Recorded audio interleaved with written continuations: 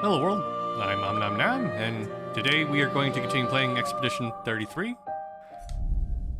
This might be the last stream of it, we'll see. We're pretty close to the end now.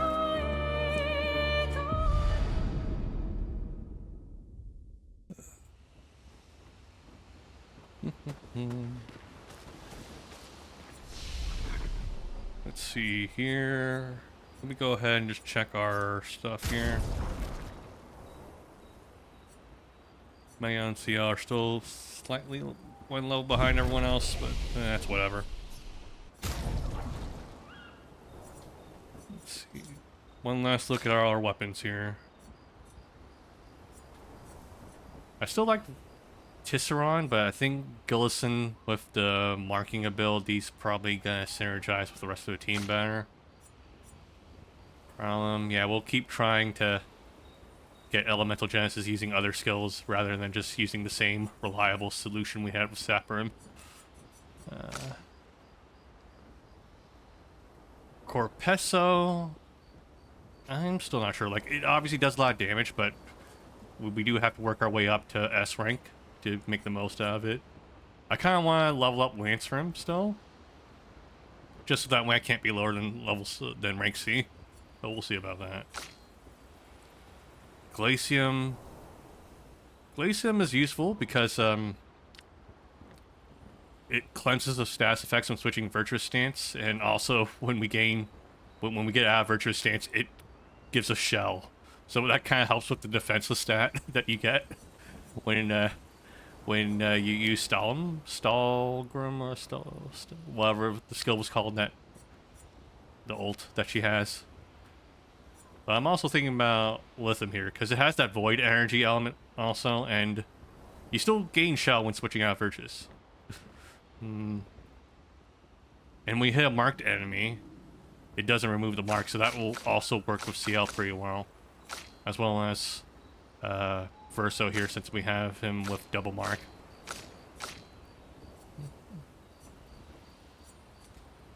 Stalin is fine, but let me think here. I think I want to level up Lithium, because it does switch us to Virtuous Stance on counterattack. That happens quite a bit these days with my skill level at this point, so let's level it up.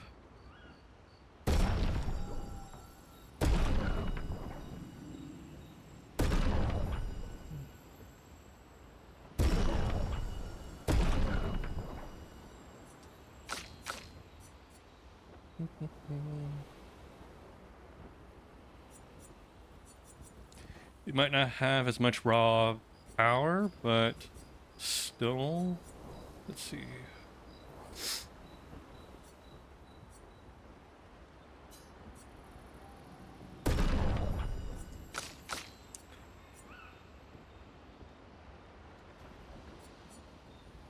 The power scaling isn't as good, but still.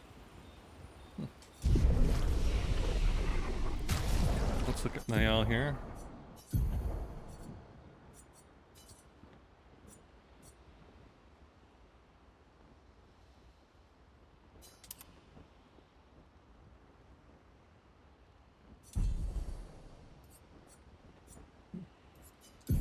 I think with her skills here, since we have the AP boost on her, the one that gives the energizing AP or whatever it was called, we don't really need to worry about having a cheap version of our burning skill here.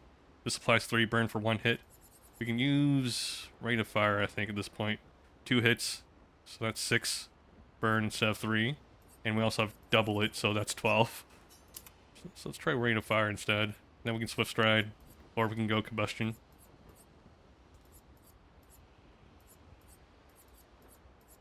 Let's see here. Let's put Combustion up here.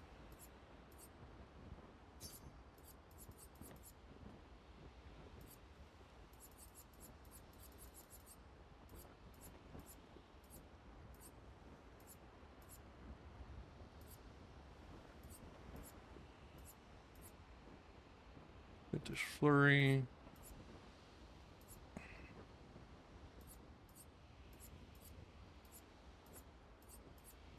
Which one was for shield again? Breaking rules. Yeah, let's put it back there. Yeah, so this will put fire. This will allow us to switch virtuous, and this will allow us to stay there. And then we can end it with Stendhal. Or we can start with fire and then combust it. And this is just for breaking rules and getting rid of shields. I should probably get a shield skill for Minoko as well, just in case. He has one that allows him to do damage proportionally, right? So... which one was it? Just there. It's 3.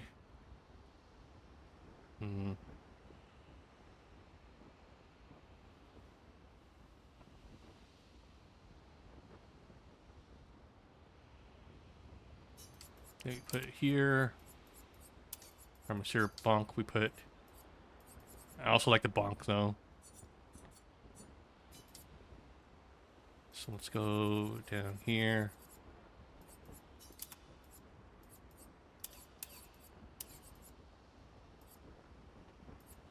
So 2 agile ones. We'll have...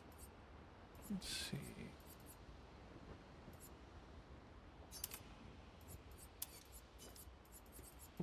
Obscur sword here.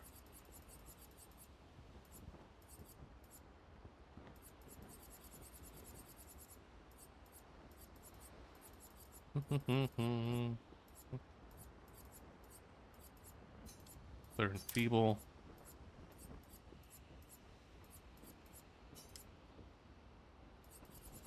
Let's see, a blue skill. So we have balanced, we have a heavy, we have... let's get a caster one. We have 2 agile ones already.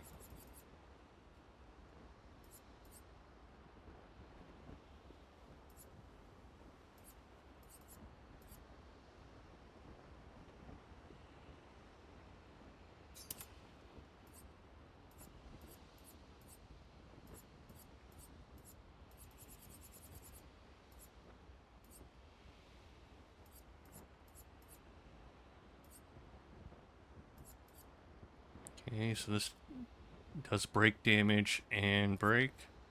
This does shields, powerless, defenseless. Yeah, Hexa Crush. Alright.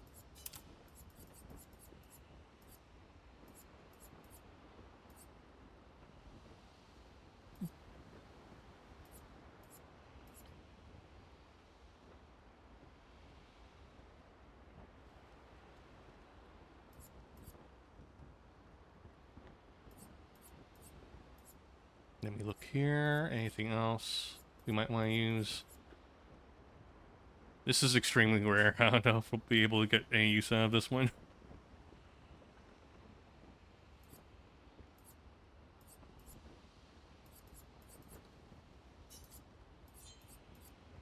Well, maybe if we use the radiant attacks, actually.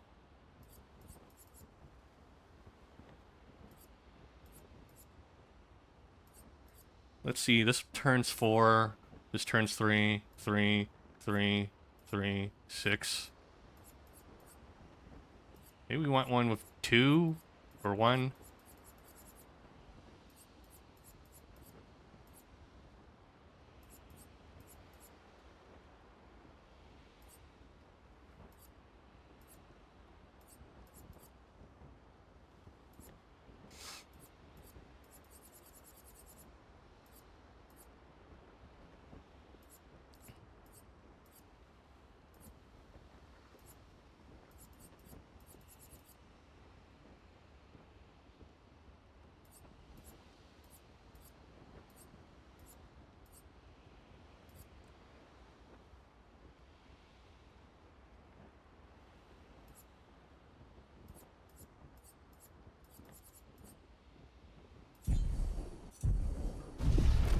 Okay, let's look through his weapons then.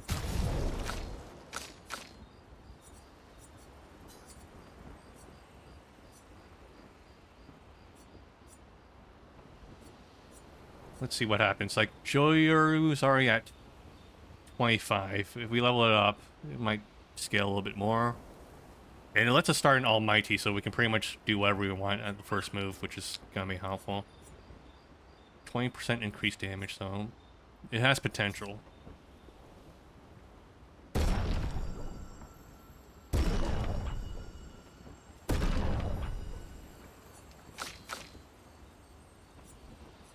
Yeah, it has flat out more damage if we scale it up here, so... Let's give him...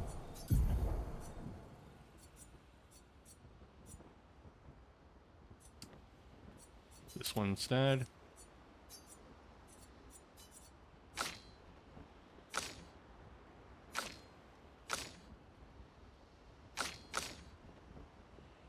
Okay, we still have some points left.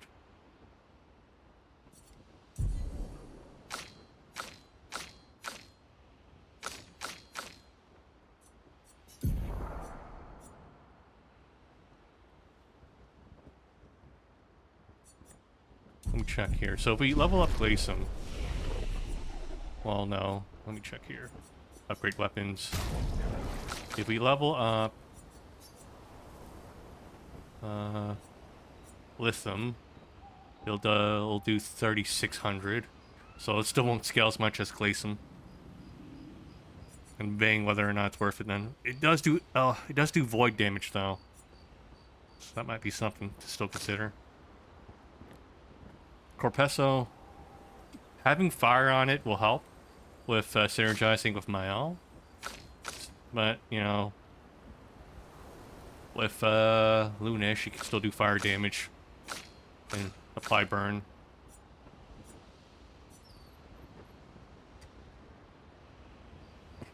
I'm really curious to see how Lancer levels up though, because not being lower than rank C just means we flat out do more damage, even worst case scenario.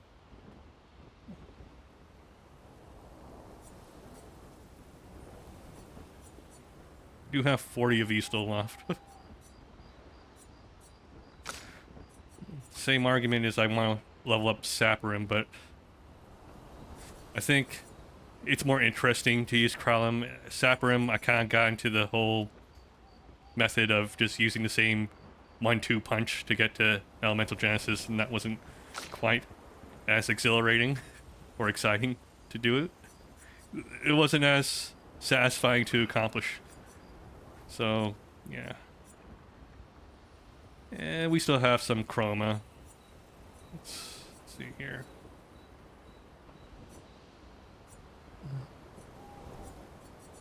So Lancerim, base attack gives 4 perfection, parrying gives 2 perfection.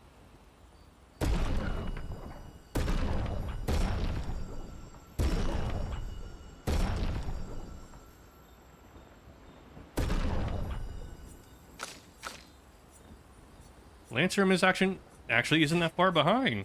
Okay. So you know what? Let's go ahead and try it out then.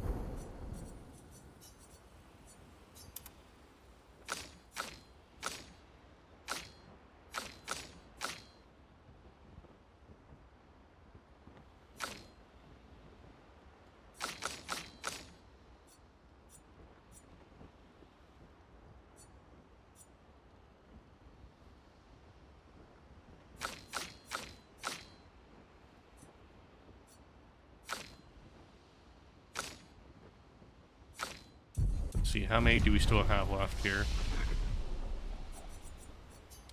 We might as well spend the rest on upgrading stuff that we might want to use later.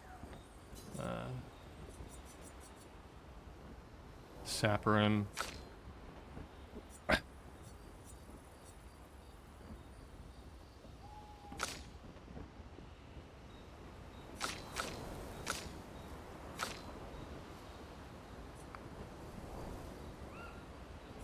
I'll level these both up here. Tisserand and Sapperim them just to see how they scale up. Like, I both like these weapons here, so we might switch them. So I don't know if I have enough though, so we'll level up a little bit at a time. So Tisserand, 23. And sapper him.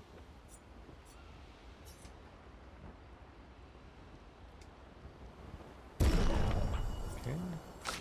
We'll go back and forth.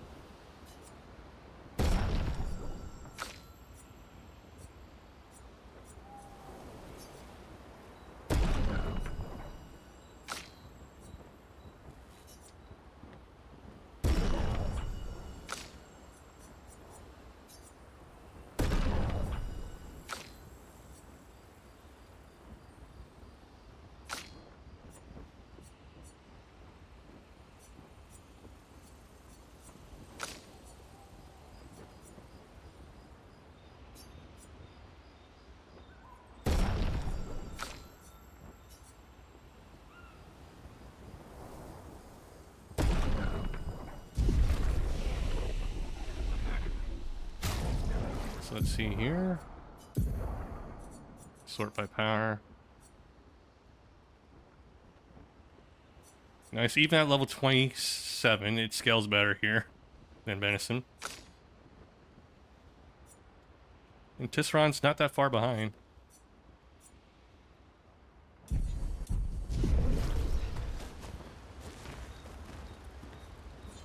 Okay, let's I think we're ready then. Let me... So, Lance Rim, Lithum, Crown, Wilson, Joyaru. Okay. Let me put everyone in their correct outfits now. For the finale. Expedition. Expedition. Expedition. Expedition. And Expedition.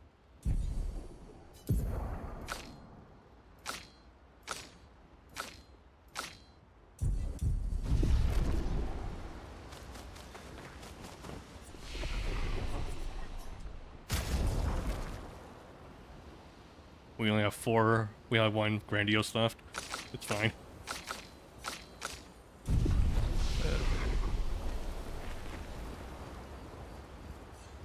Let me rest.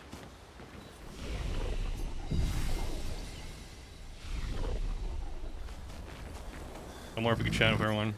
Indeed. Maybe we could stop. That would be... Let's explore Aren't you scared of what? the stuff. No poetry. I'm not really in... Let's see if SKA has more. What will you do when this is... Well, so I can... Do you mean... A painting in the... Is there an... Yeah, and all the expert... Yeah. Okay, nothing new. Makes sense. I haven't actually progressed the main story at all.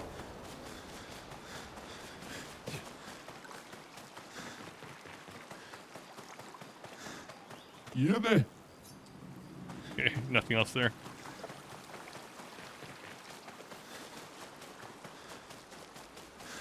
Okay, one last look through all our skills here.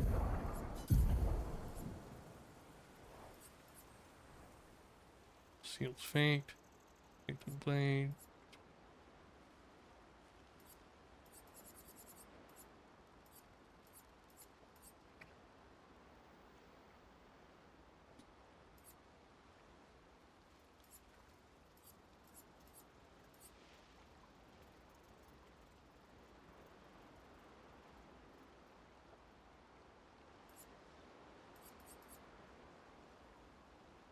Spectral Sweep.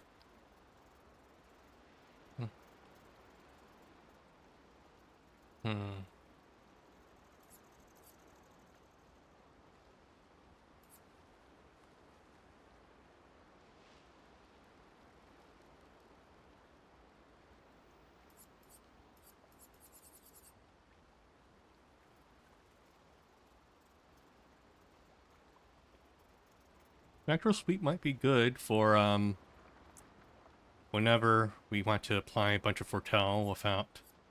Then again, Focus Foretell. Yeah. This might be good for when I want to attack and apply Foretell. while the character already has foretell. If they don't have a foretell, we want to use focus foretell. But here,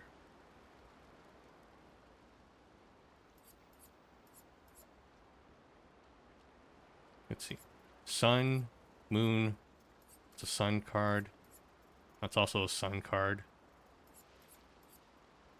Sun, moon, moon.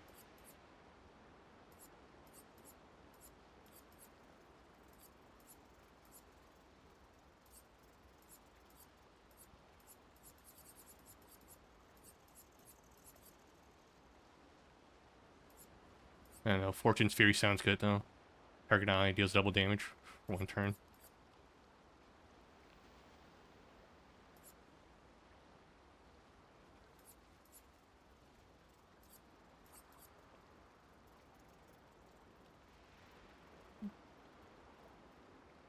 Yeah, because we can do a 1-2 punch with this, really. Start with this move and then do that move. But then I kind of have to wait for all the foretell to go away. So I have to spam this attack over and over.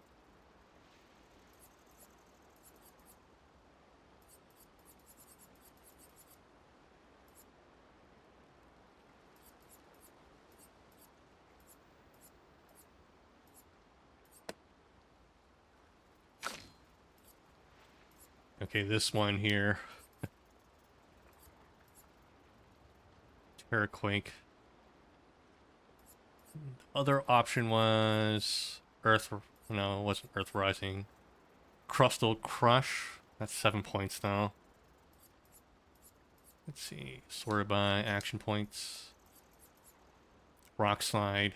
The problem with Rock Slide is that it consumes 3 of these. Hmm.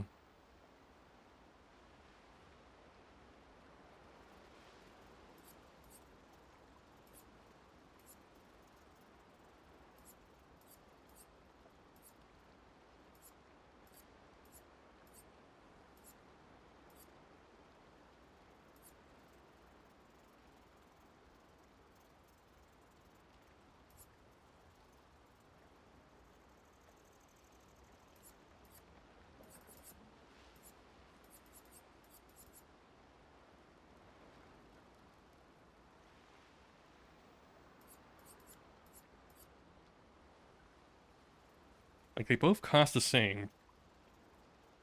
Terraquake sounds good, though. Like, it does damage to every turn, so I think it's better.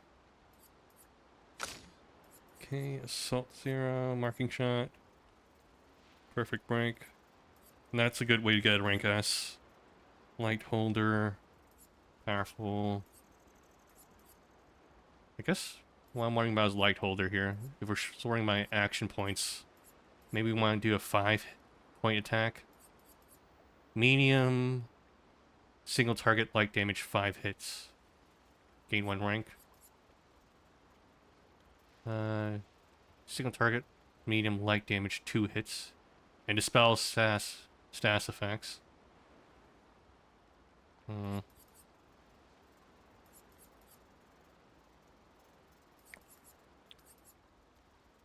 Follow up.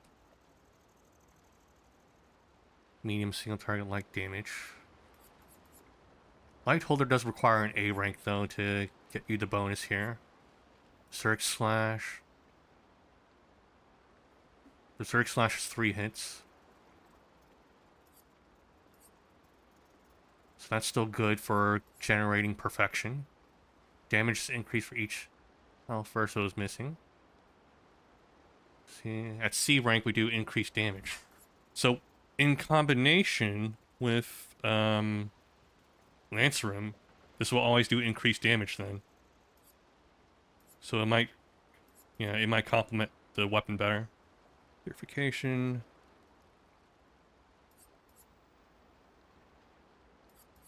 Yeah, so let's try Berserk Slash here. Yeah, so Marking Shot and Berserk Slash will always have increased damage because we always start off with C rank if we use Lancerum then.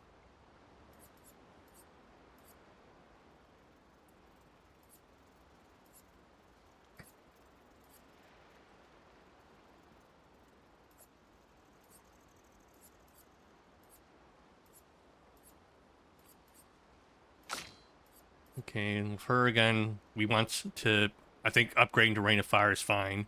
It's going to stack more burn. And she already has double burn, so this is going to help a lot. We were worried about the 5 AP, but since she has the boost now, it should be viable. We can then use Swift Stride to get in to Virtuous mode, or we can use Combustion to burn up the flames for additional damage. And then we can use Flint Fury to keep going, or we can use Breaking Rules.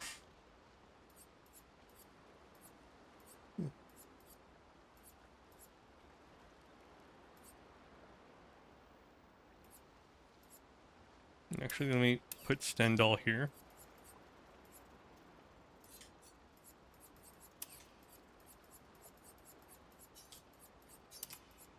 You want to start here, go here, and go here. And we would use Flint Fury to kill time here if it gets stuck here. And then Breaking Rules is a specific case here. Yeah, this is like a little flow chart for her. You start with Rain of Fire, you go to Swift Stride. You start with Rain of Fire, or you go to Combustion, or Swift Stride. If you go to Swift Stride, you either go to Flint Fury or Stendhal. And Breaking Rules is there if they have lots of shields. Okay. Again, this is a good 1-2 punch here. This is good for breaking. This is good for shields. This regens the team. Supplies defenseless.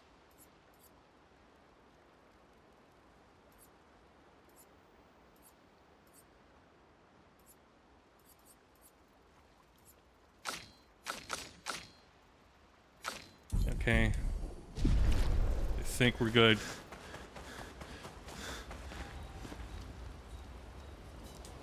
Return to Lumiere and defeat Noir. That is Renoir. Okay. That's our objective. After spending, what, 20, 30 hours just doing side stuff.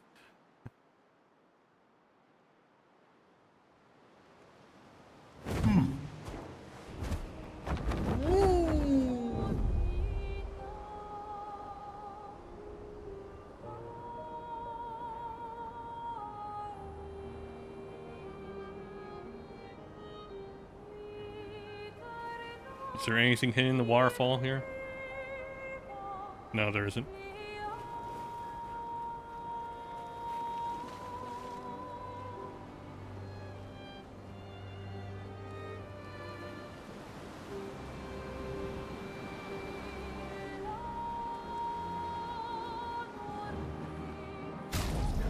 Let me do one last check here. 77. Yep, 78. Okay.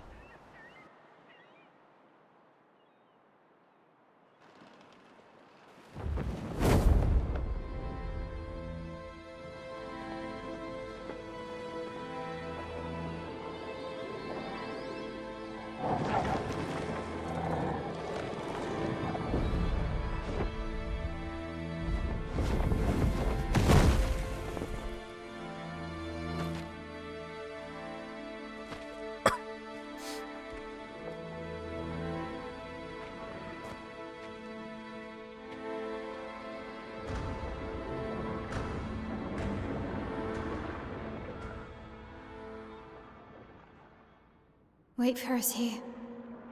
It's dangerous for you near Papa.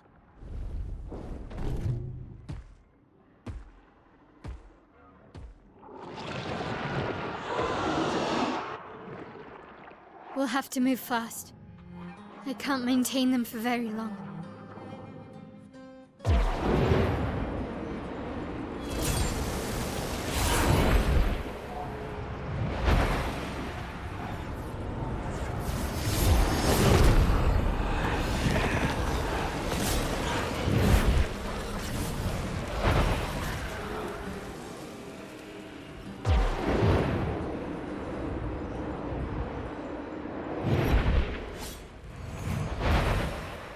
tomorrow comes.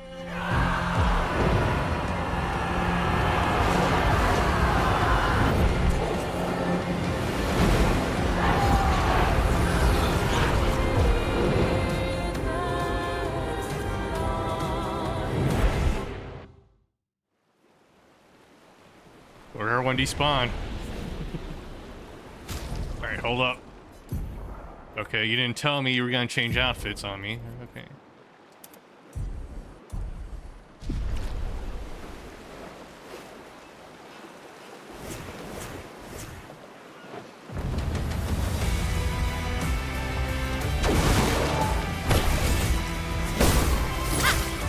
Oh, okay, thanks.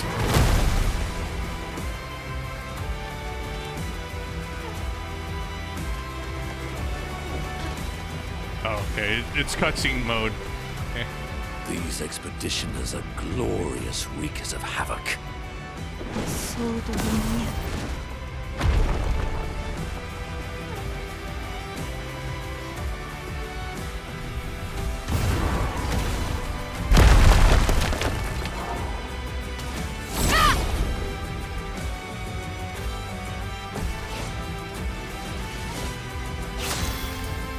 First rank.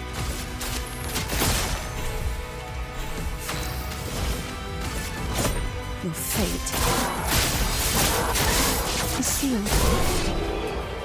One shot. Well, two shot. Shortcut. Immediately play when falling below 30% health once per battle.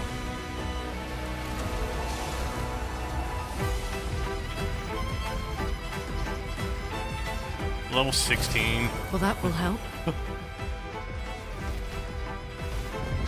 We waited too long. We did too many side quests.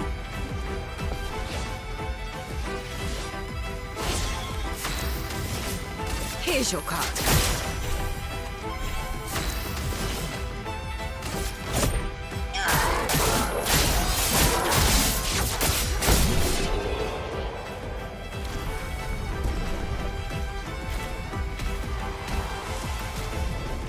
Okay. Alright, cool.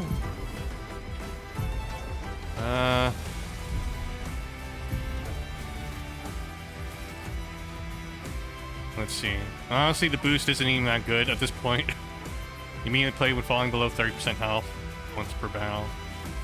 I don't have time to worry about this now. Let's see, critical rate. Let's go ahead and check our Luminous now that everyone has one point to spend.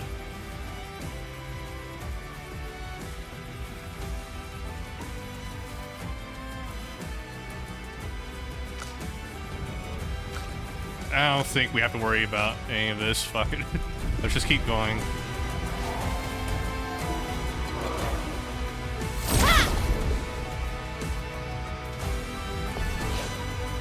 We literally defeated the chromatic version of this last screen. Here we go.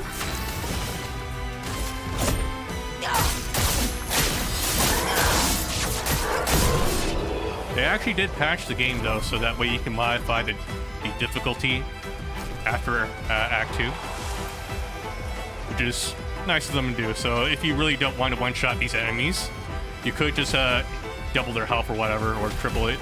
There's like different health modifiers you can use. You can also put a damage cap in, so you could cap damage to 100 instead of unlimited, or instead of just 10.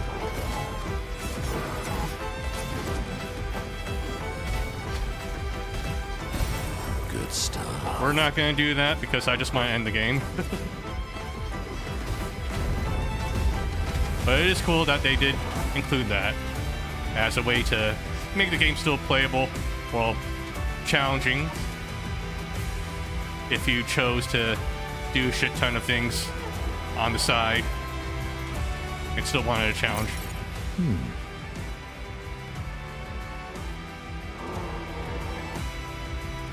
Perfectly normal trash can.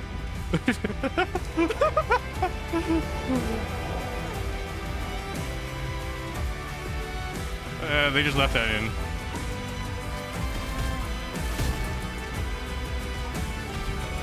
This is cool. I still want to check it out. So let's look at what's going on around here. Oh, nice. You can see everyone fighting.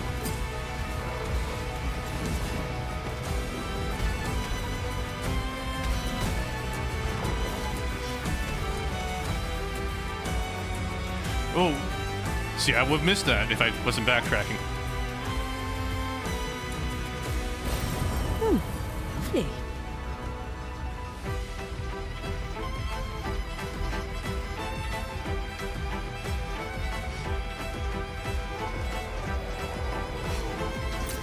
An advantage.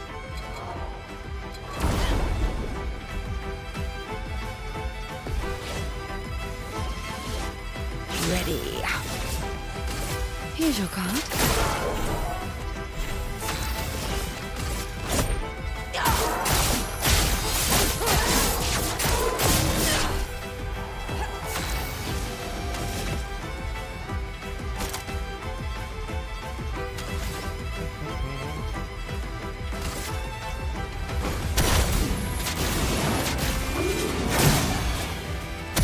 On guard!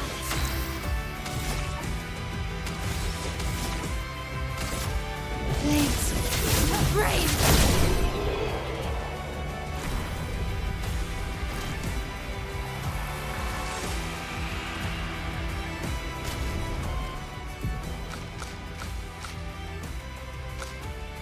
$13, $18, $14, $13. Okay, Monoko can take a break then.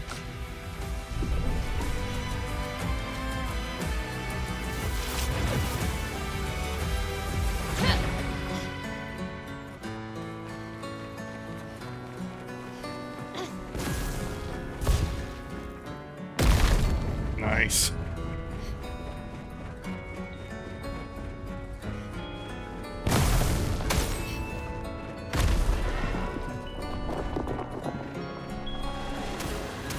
I want to check out everything, so I don't want to go in the correct direction. Where can I go to just check stuff out first? So we got up here. I remember this part in the beginning of the game.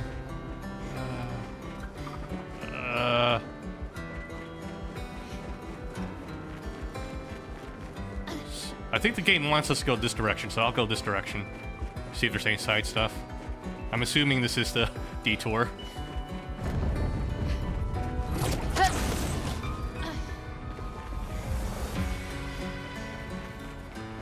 This is where we started everything, guys. The garden.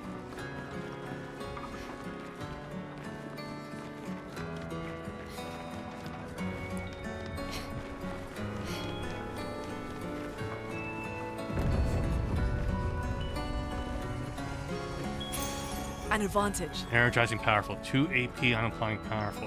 Ooh. I think we can manage without the Pictos at this point.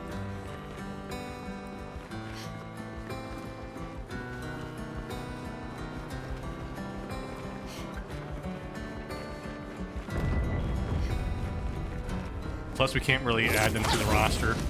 I don't think we're going to get enough XP to level up, so we're not going to have that many Illuminos to spend.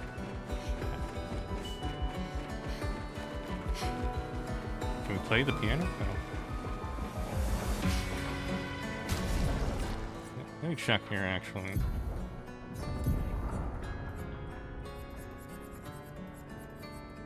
Energizing powerful. Yeah, the passives just are, like the stat bonuses at this point aren't relevant to us. I think our builds are fine the way they are.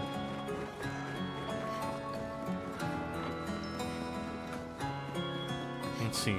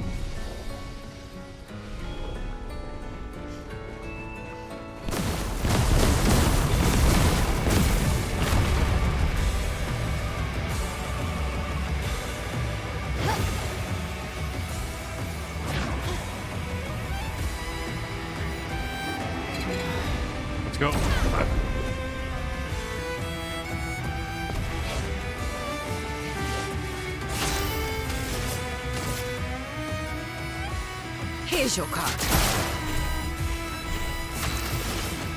You're not fucking shit.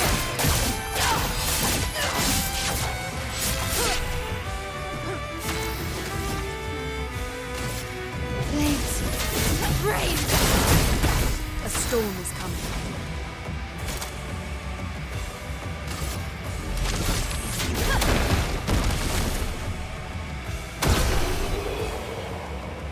There, so that's what it does.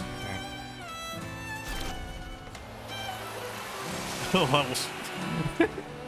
Oh yeah, I'm sure I'm gonna get a lot of use out of that weapon.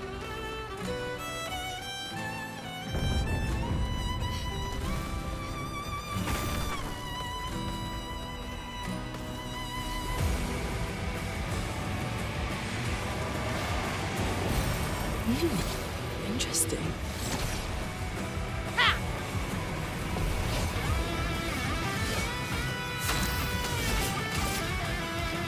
Here's your card. Deal me in. Your fate is sealed. Anja.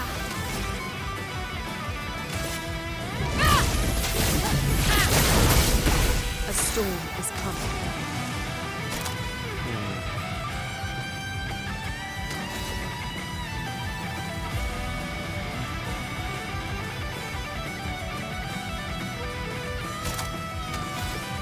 Wildfire. Either way, it's gonna consume the light stain.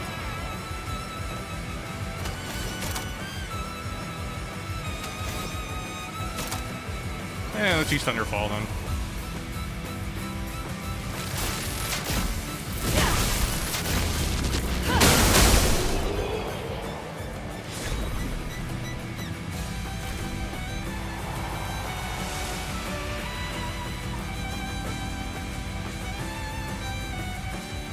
How do I get that?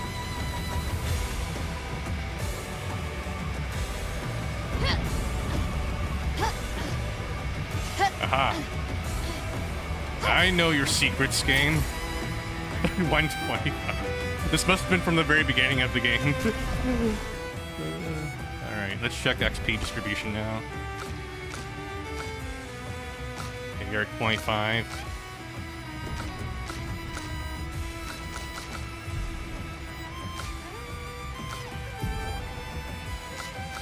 26, 26, 60, 27.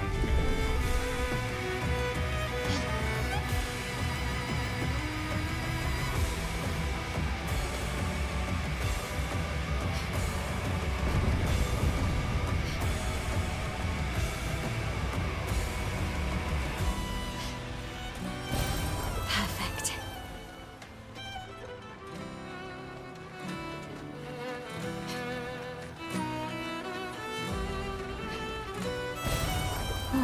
Lovely.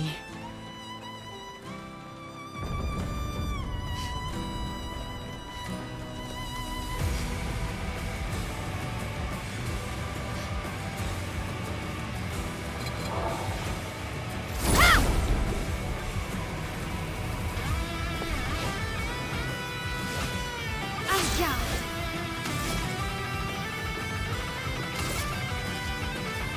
Flames. Rain.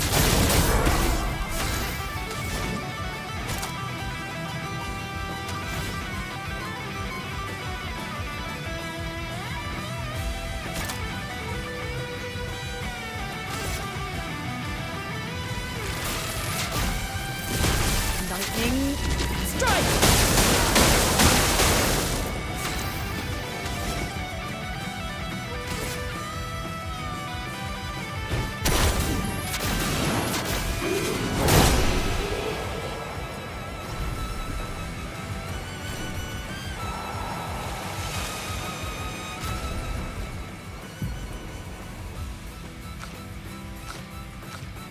Okay, 30, 32, 32, 31, 32, 7, 32, 6.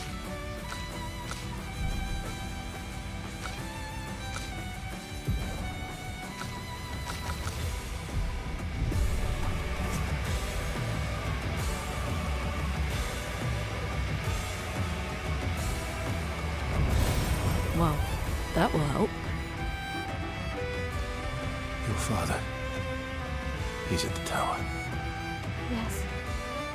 I am.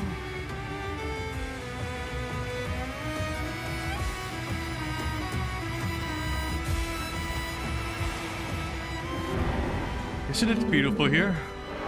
Her paintings are always astonishing. Yet, I wish she would understand. Understand what? Just what it means for me to paint. What do you mean? Now, is this young boy like a memory of Verso when he was young? The boy's gone silent.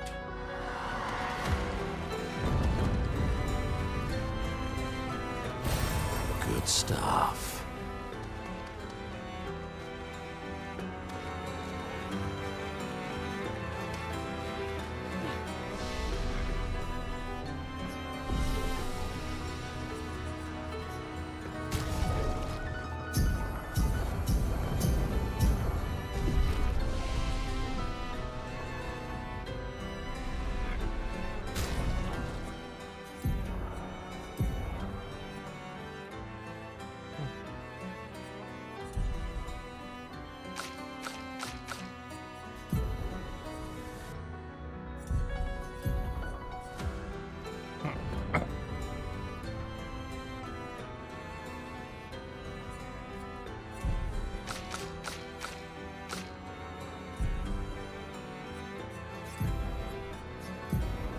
Okay, let's go Luminous.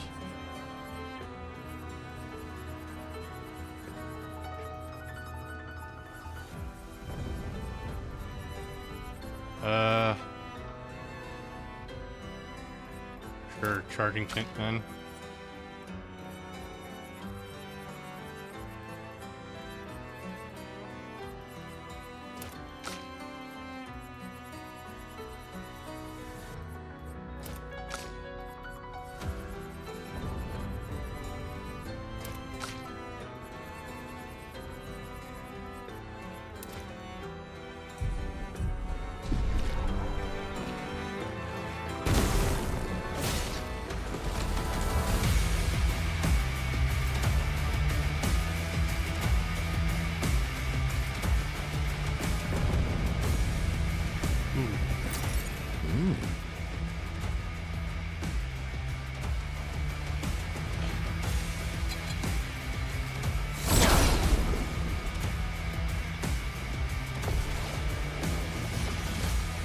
A storm is coming.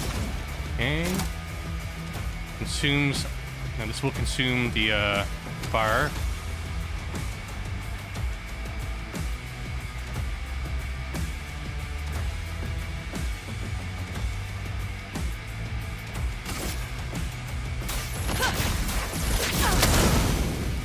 Violence.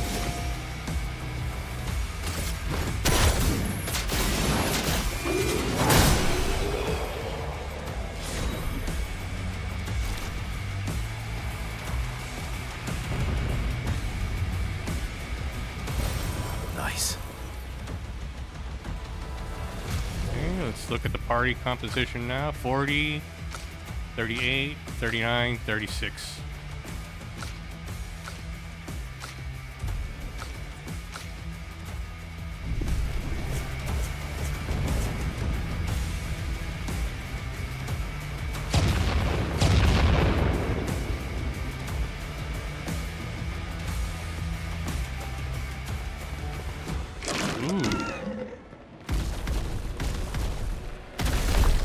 Hold up. Fight this guy.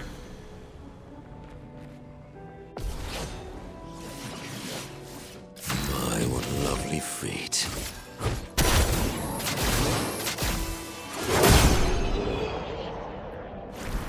Yeah, starting with Almighty just invalidates everything for them.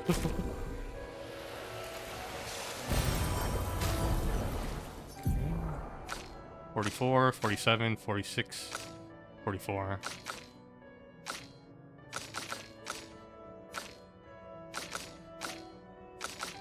Okay, so Minoko can tag out.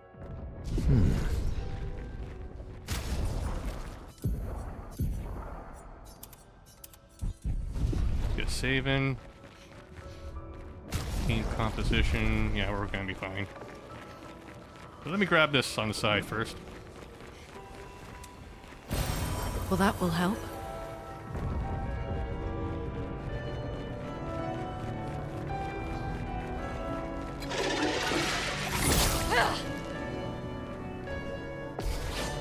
Chromac Ichasia. God damn it, these fucking bots. Hold up.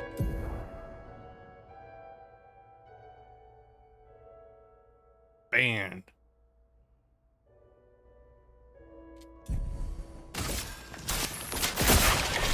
Here we go. Your fate is sealed.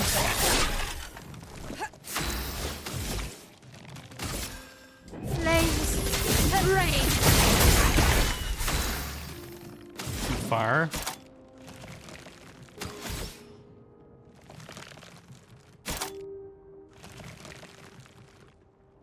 Okay, might as well use Thunderfall then. We don't need 2 fires.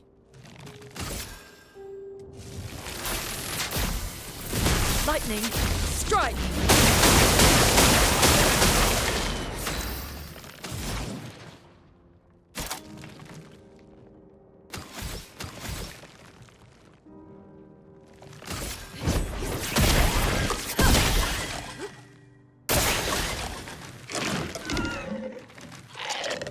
Feeling better. Let's keep going. Let's keep going. Let's keep going.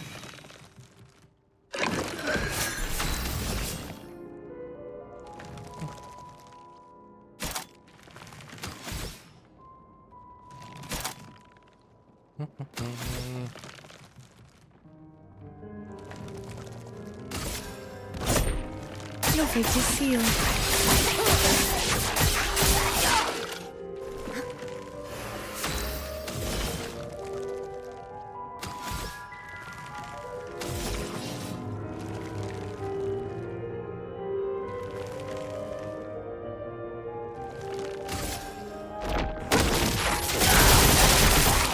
I'm ready.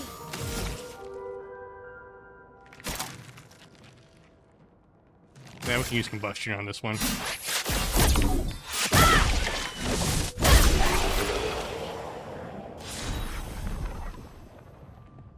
Augment Car 3. Ooh.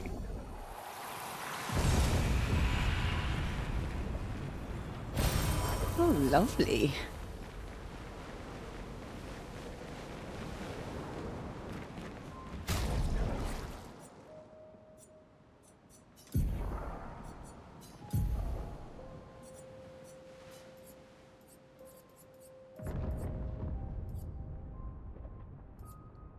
It's level 17.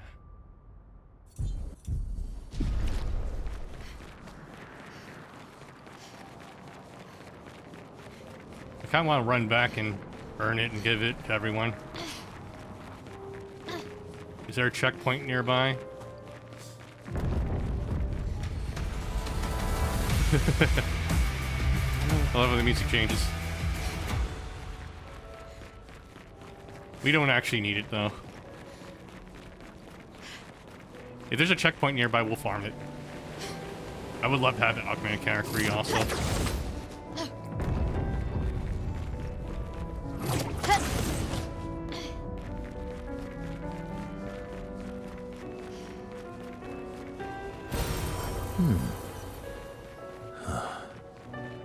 The Opera House.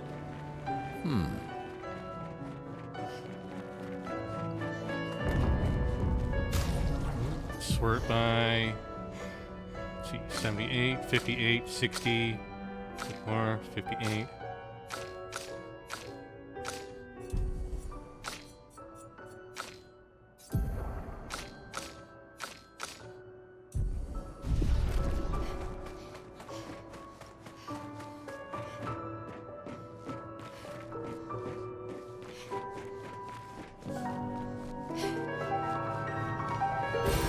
Well, that will help.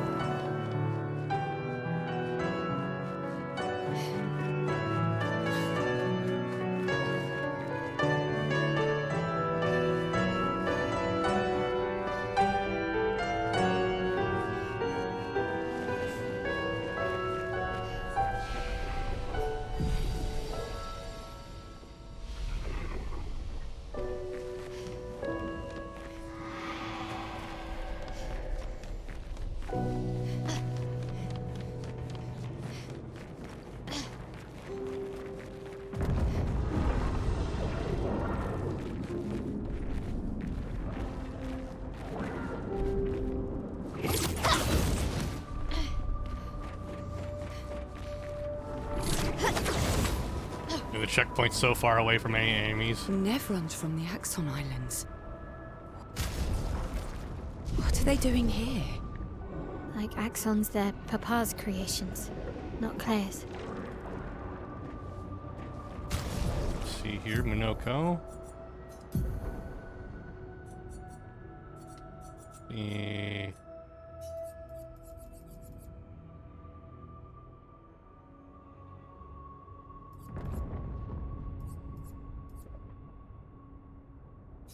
Let's give you augment counter 3. How much does it cost to get in? 7? We can work it in somewhere.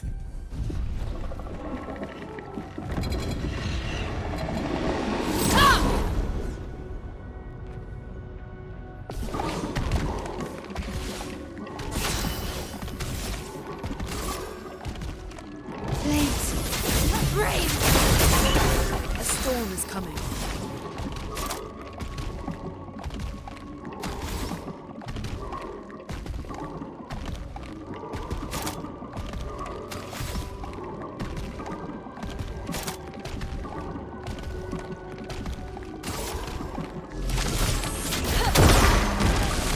What lovely feet.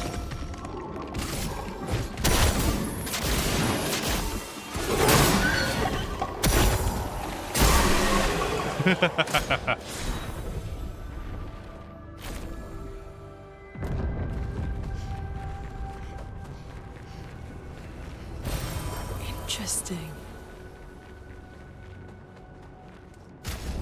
Check the XP here.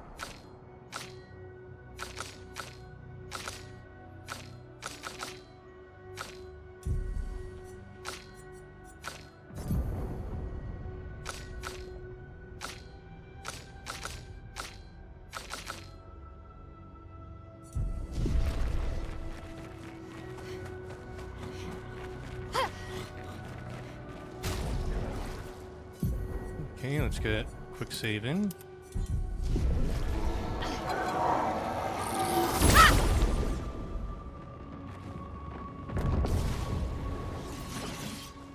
Better stay low.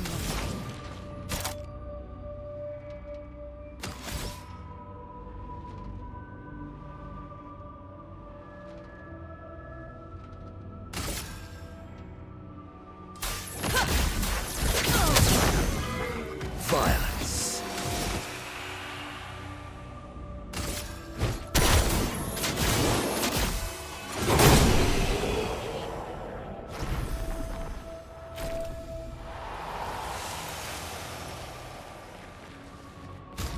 Okay, let's look at the XP again. 82, 76, 77, 77.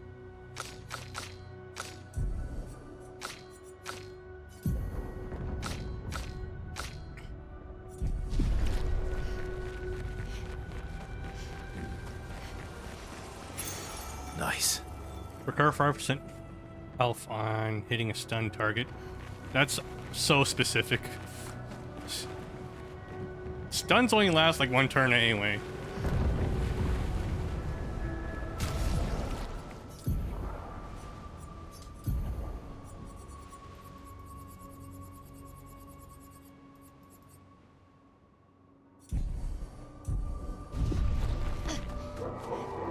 Okay, let me get a heal or save in.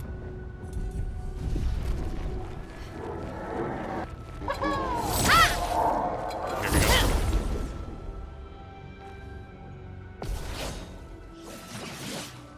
A bit of violence, yes.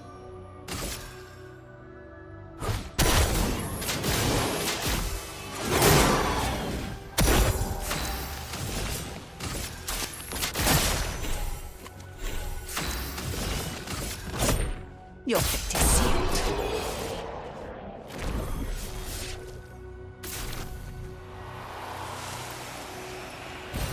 Well, that will help. Okay. 85, 84, 84, 85. Okay, let's do one more fight with Minoko here so that way he can get the augmented counter 3.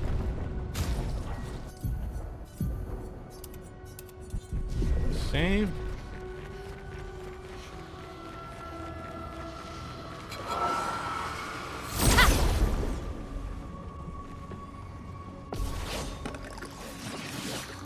Sweet taste of battle.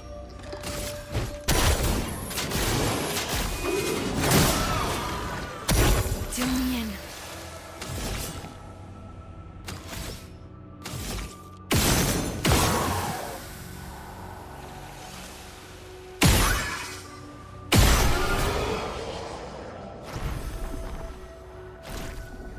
There we go.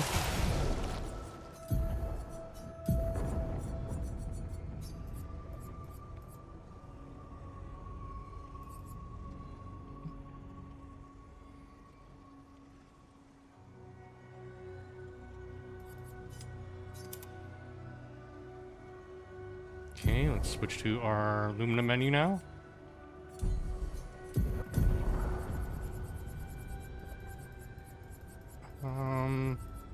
Augment counter free. Okay, how are we gonna respec all of this? Well, if we get rid of SOS Rush and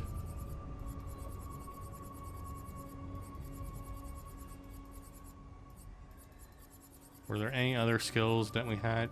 Charging tint. There we go.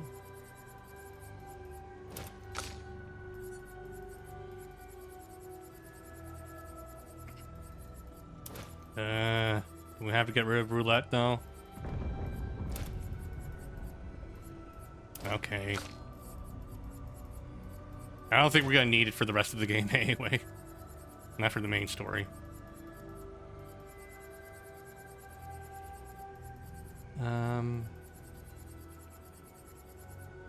And honestly, sometimes it felt like it was hitting the 50% more often than the 200%.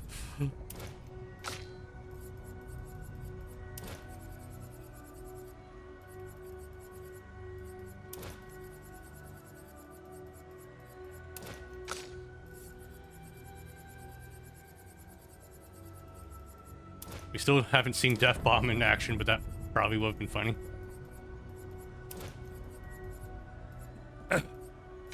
Alright, I think this is the final stack up for my Luminas then. Alright, let me take a quick bathroom break. I'll be right back, guys.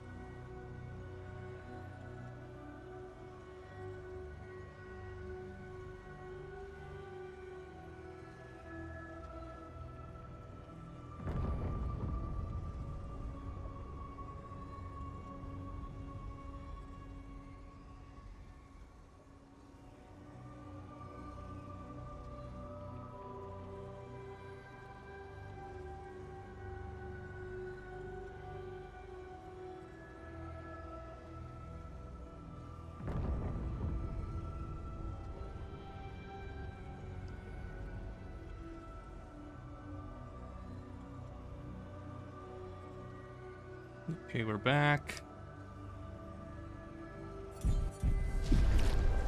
How's the XP disposition and distribution right now? 94, 94, 93, 90. So...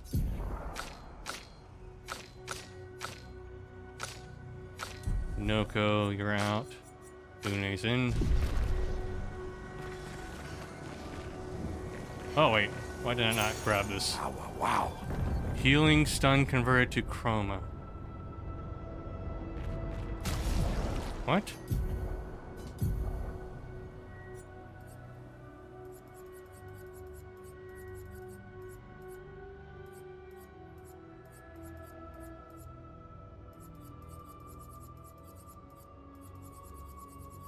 What the fuck does that mean?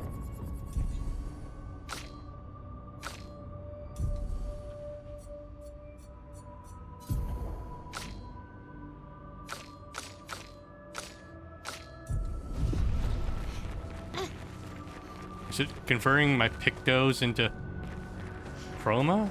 The hell? Let me just check alphabetical.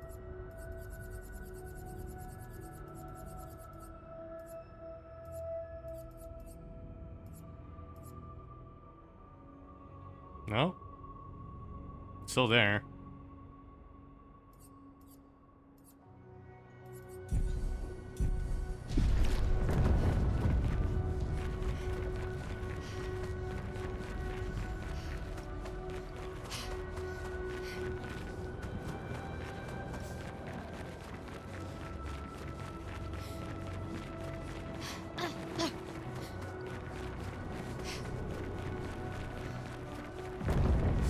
Almost there. Mael, Let's go.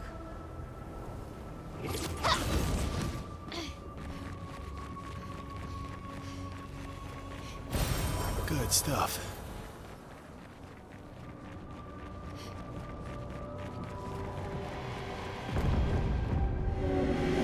Maybe I should continue. Maybe I should continue. Continue what? Forever. Forever. The boy's gone silent.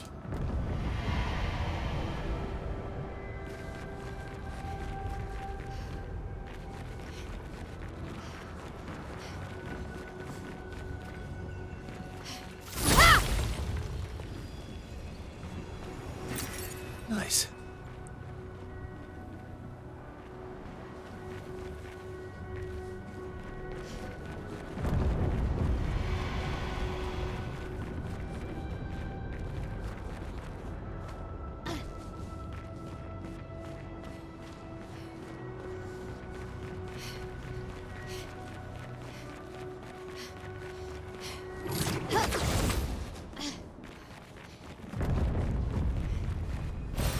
An advantage.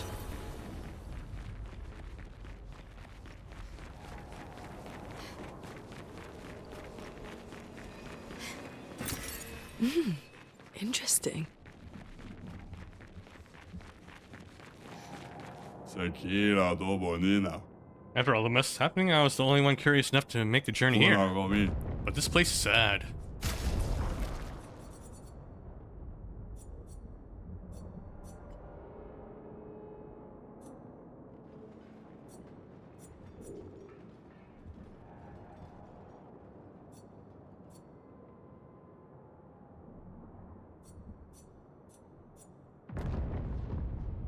See, on turn start, gain 1 shield if 1 stun charge is active. 1 stun. Apply 5 photon enemies upgrade. Well, why am I even looking at this? It doesn't matter anymore. Color Lumina? Sure. We have 17 of these? Shit. Oh man. Let's see, who's the lowest XP right now? Okay. Lune. Guro.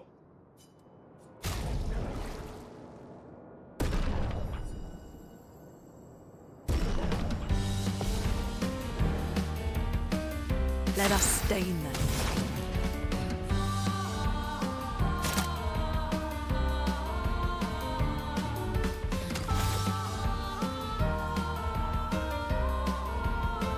Reburn. That's gonna use up though.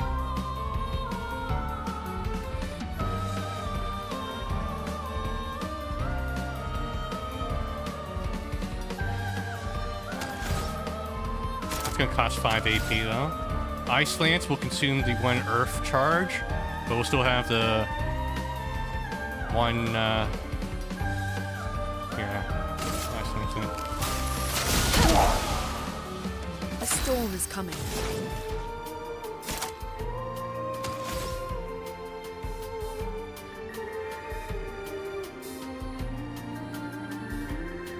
If I heal myself, I get a light stain.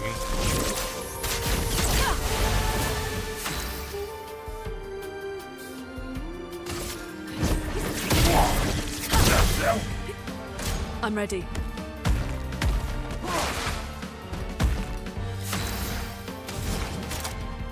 Let's see if he can still handle the Genesis. No, he can't. Vittu sama Gina piga. Thanks for distraction. Alright. Full strength. Sure. Full strength.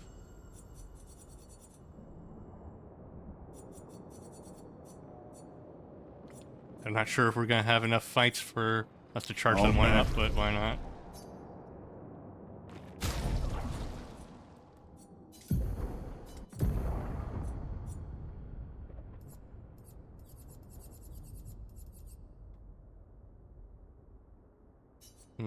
Let's see. If we do use full strength is 15. That's not something I'm gonna give to everyone. So,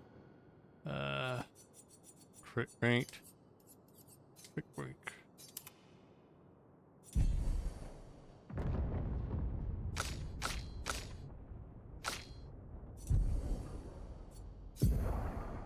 $93, $95, $96, $95, so $93. 95. Okay. Just the girls then. Tulos, Morosek. Anything else we should purchase here?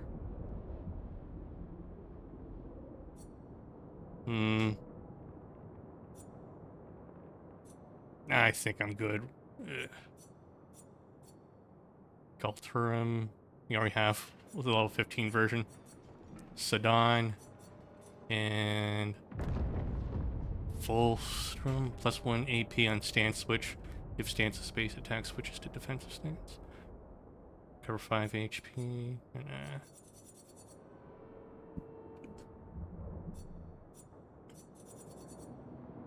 We do have 330,000 chroma though.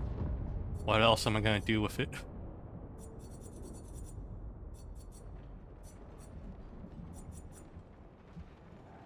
You know. Nah, it doesn't matter. Papa is somewhere past the gardens.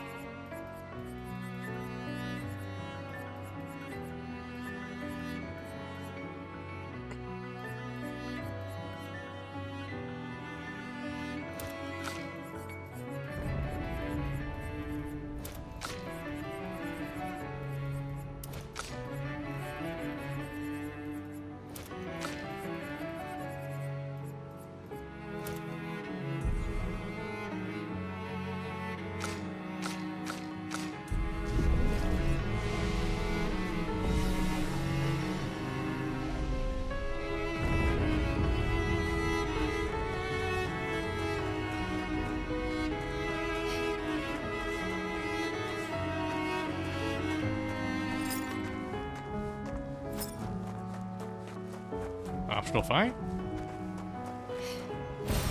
Nice. No. Okay.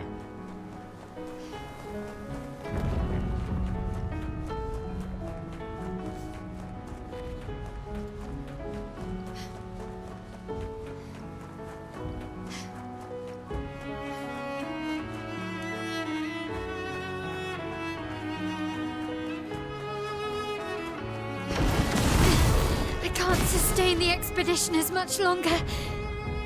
Ned, we need to defeat them fast. Hold on. Let me see if there's any collectibles here. Oh, come on, there should have been something there.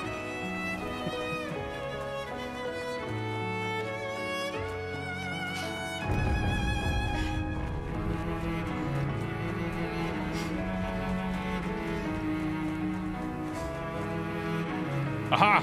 See? Nice. Gamer senses.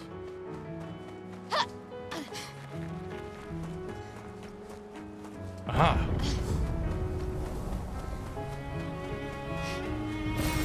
Well, We have 4 of them. that will help.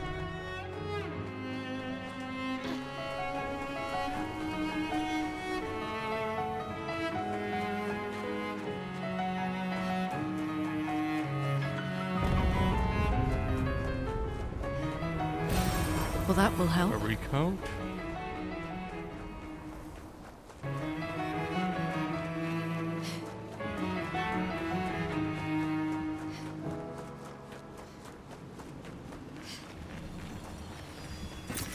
What have we here?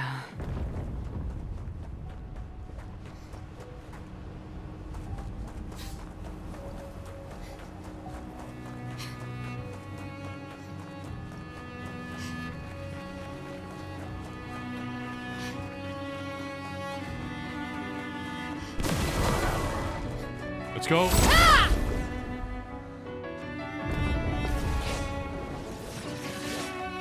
Here we go. Here's your card.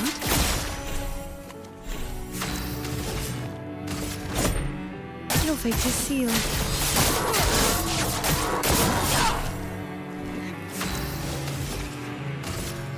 Flames. Her brain.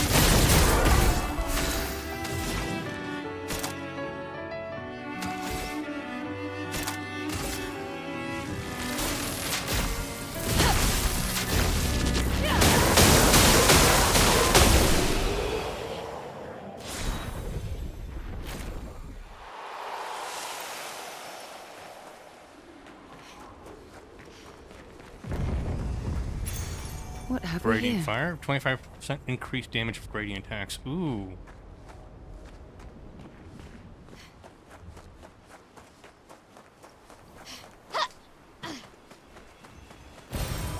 Recoat.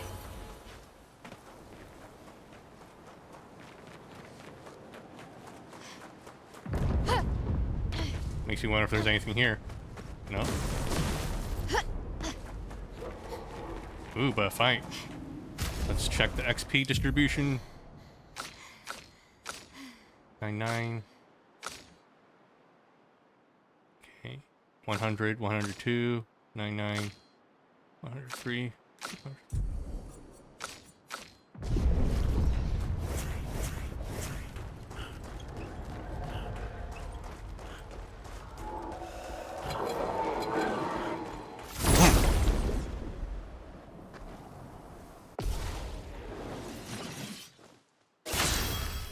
There's no music anymore. What the hell?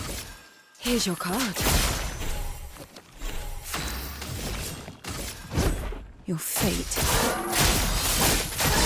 is sealed. Let us stain them. Okay,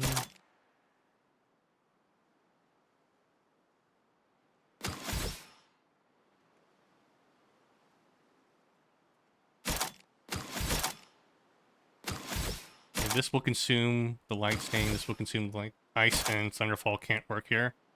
We have Terraquake though, and Wildfire. Medium. Okay. Wildfire. What lovely feet.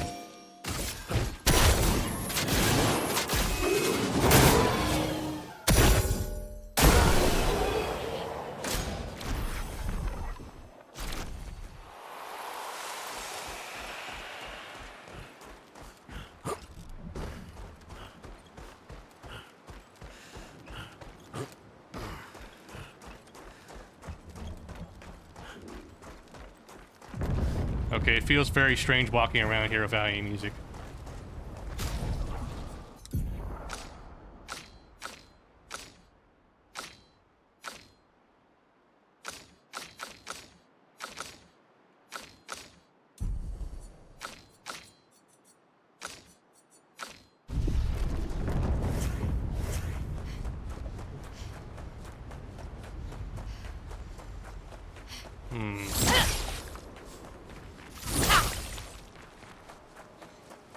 Maybe if I save.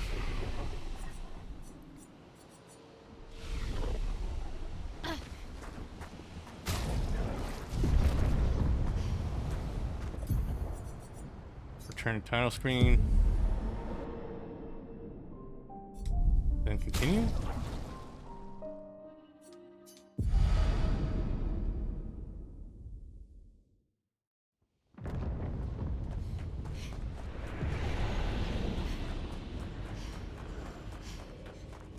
Maybe it's just supposed to be quiet like this. Oh, wait, here. There's the music.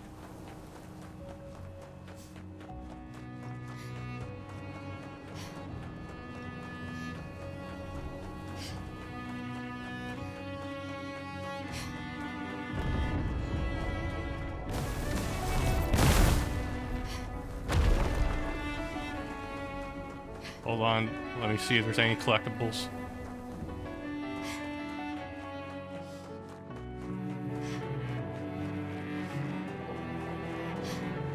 Uh-huh.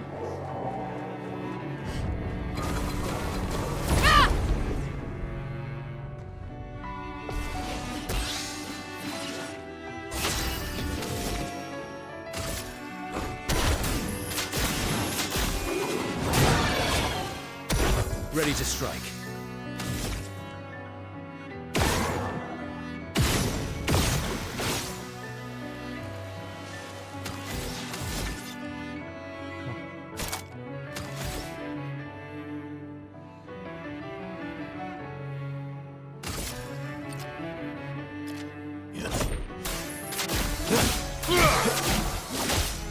Let's spill some ink.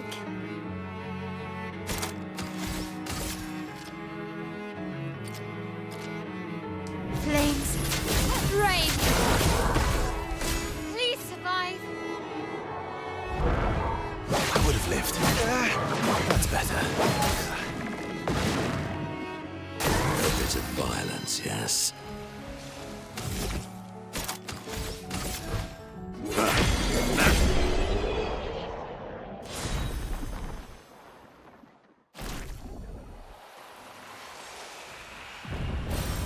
Oh, lovely.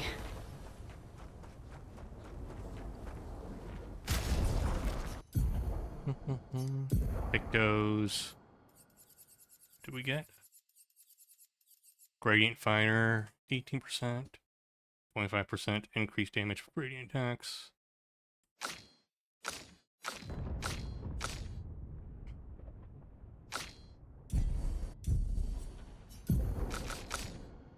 We have 5 more color luminous here.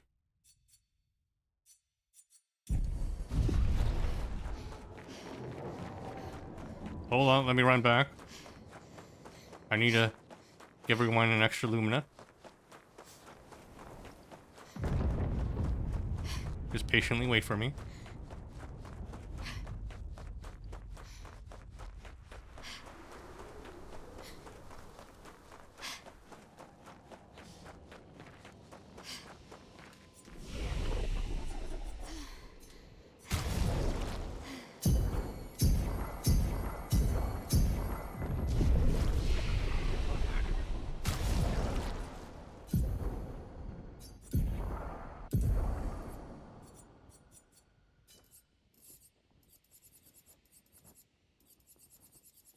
We would have to find two-pointer ones. Charging tint, maybe, and... it's more trouble than it's worth.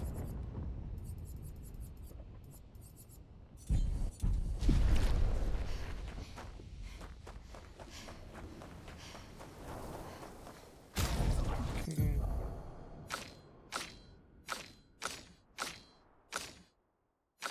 114, 112, 113.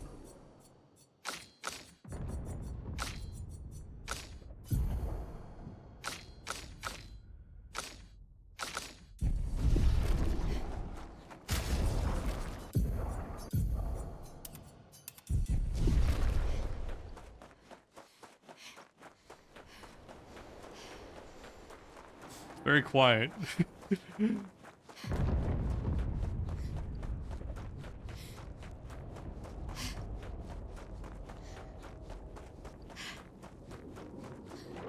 Your father's been extra inspired. A most enticing challenge.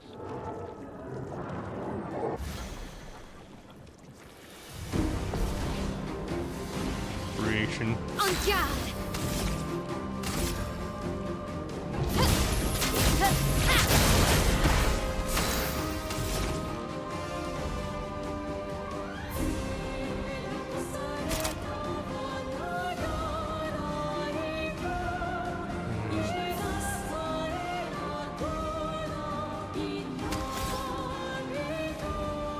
Can't use Ice Lance or Thunderfall.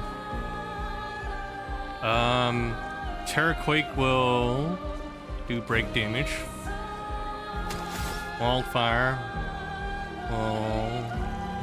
Let's see.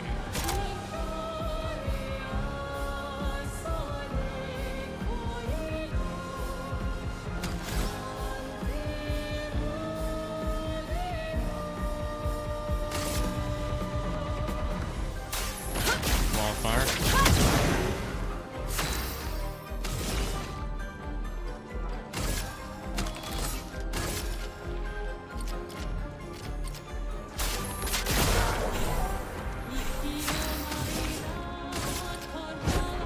Your fate is sealed.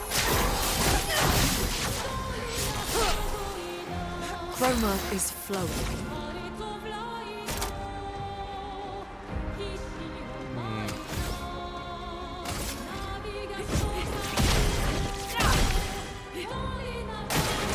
Let's dance!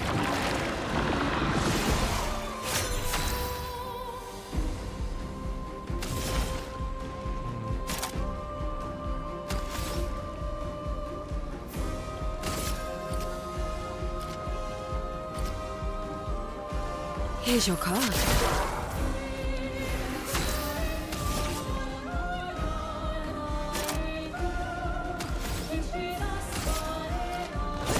Your fate is sealed.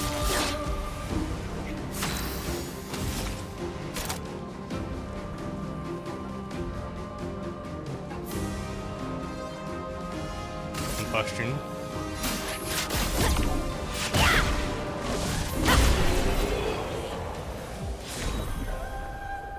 Faster than strong. Always play twice in a row, but deal 50% less damage.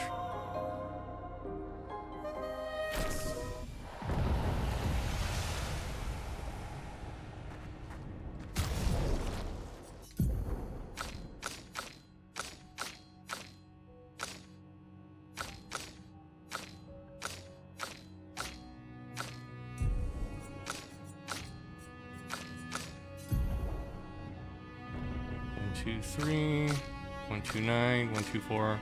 Yeah.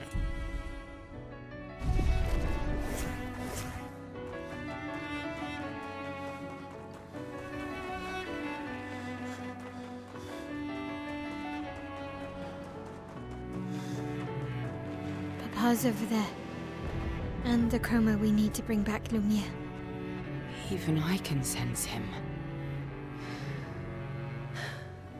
We'd better make sure we're ready. He is here, doing what needs to be done. What I can't do anymore. What needs to be done, for my sake and theirs. The boy's gone silent.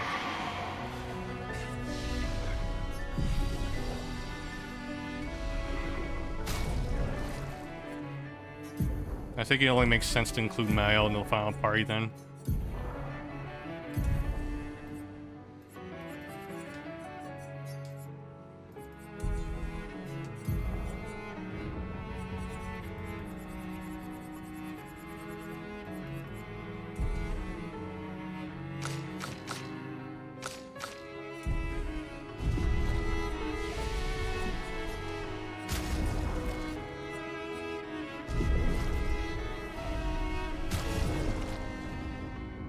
Verso probably belongs in the final party also. Do we want Lune or... I guess it makes sense to include Minoko, maybe?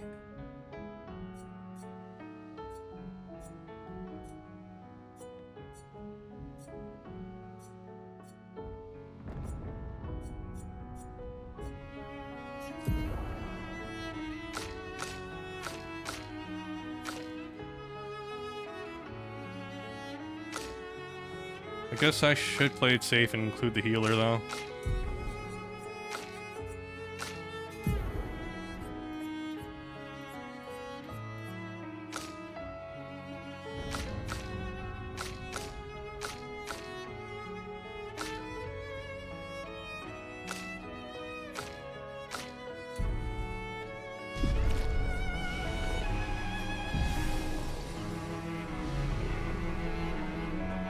Verso, Mal, and Luna.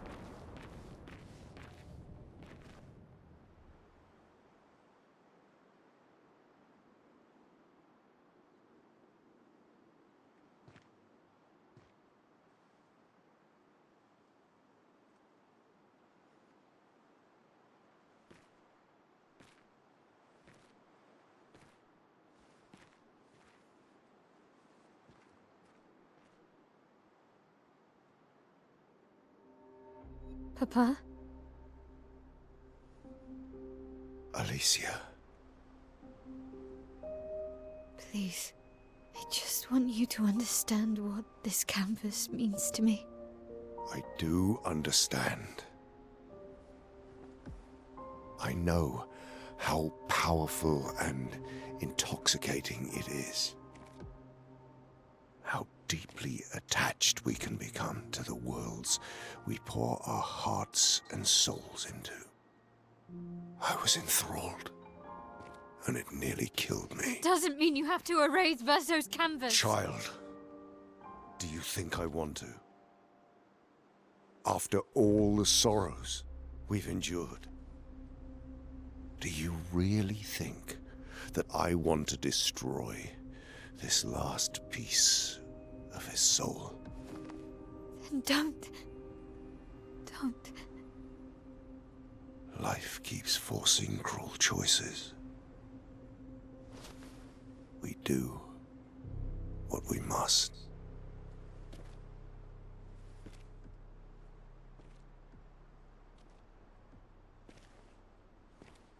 Grief often blinds us, and we make choices we can never take back. You grieve for two. I grieve for many. The choices of parents leave indelible marks upon their children. But ultimately, the voices in their head have to be their own. You cannot set the boundaries of their life for them.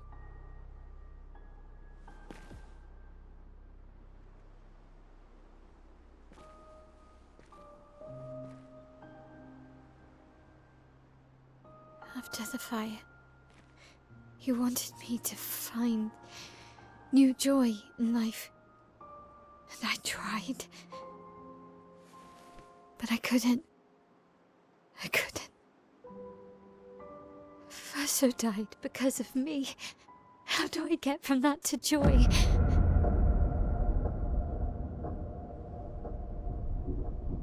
Child, it will get better, I promise you.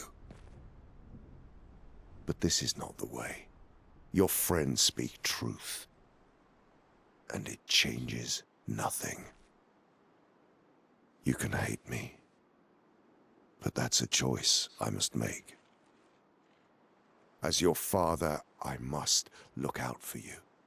Especially when you can't look out for yourself.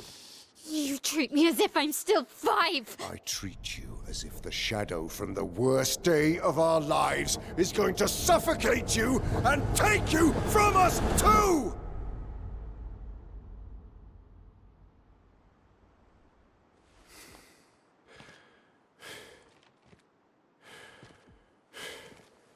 Enough.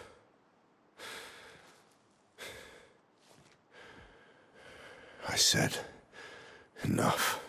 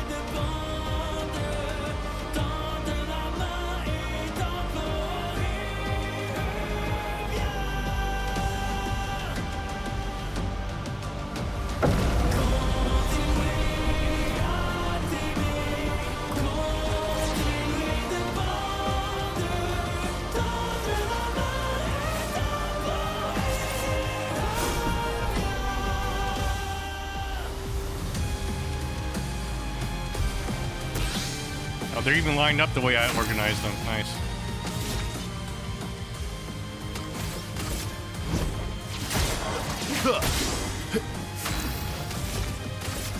Flames. Rain.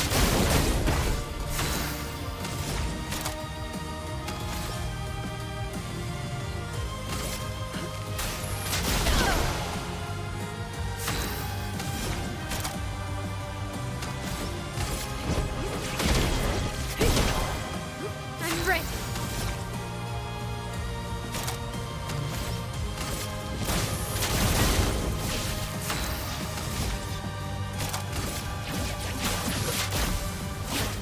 Break.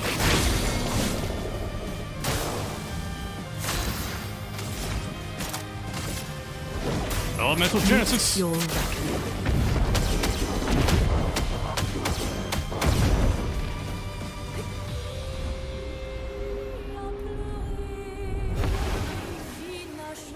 Stop this insanity. It's time to go home.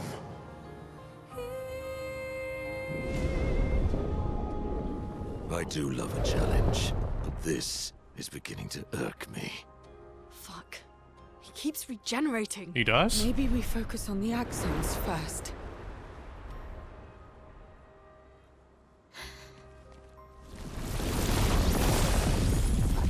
I can see why they added a health multiplier. No, she can't.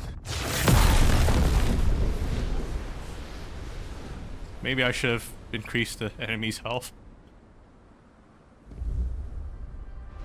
We completely missed out on that boss fight. Aline,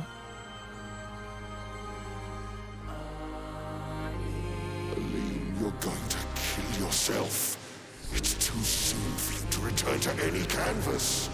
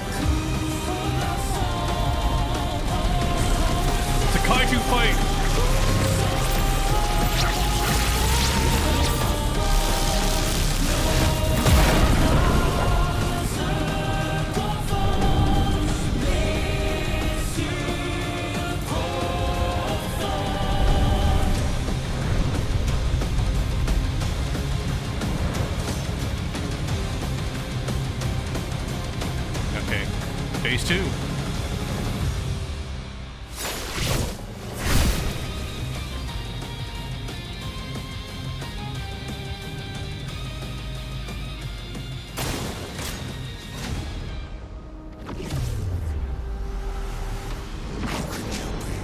This selfish Aline!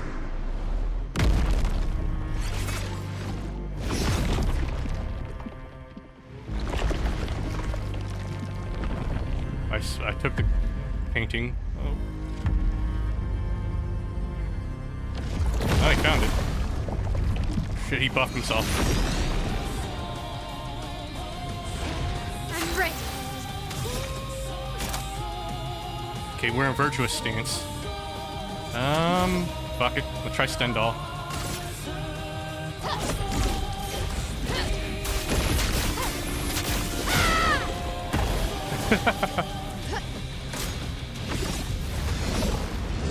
Put aside the canvas. It's killing you both. Not this time!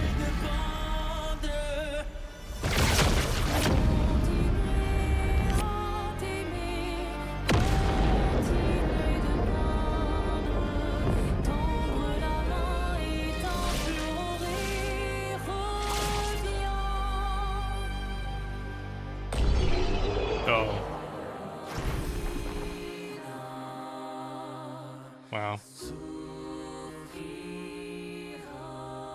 Shit. Yeah, I really should have done this before all the side content.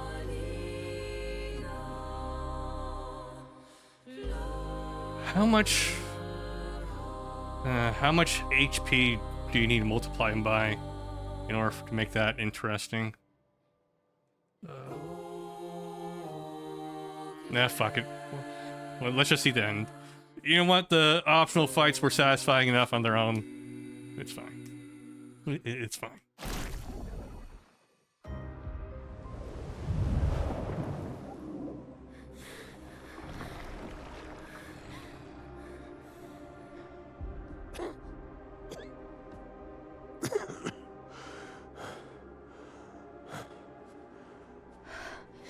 Ironic.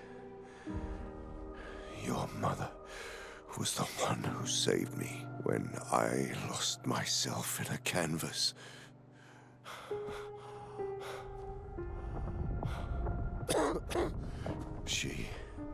She taught me how to safely use our gift.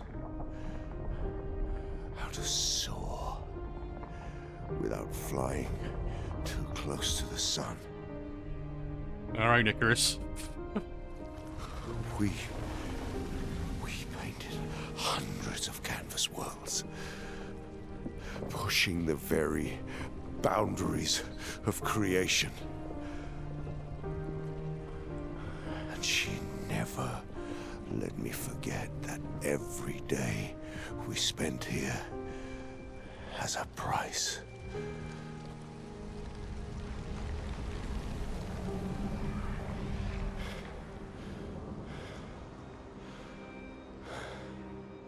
Yet,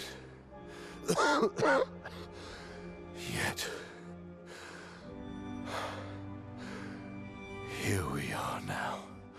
So trust her. If she's doing this, then... I trust what she taught me. This is not a game. You think you know what's at stake, but you don't. I know precisely what's at stake. You want control. You want to feel like you're doing something. You couldn't save Verso, so you want to save us. Except you're not. Destroying the canvas won't help us move on. It'll just deny us the one place that helped us feel again. 67 years. 67 years I spent trapped within the monolith. But I persisted. I persisted. Do you know why? Do you know why I cannot leave her or you behind?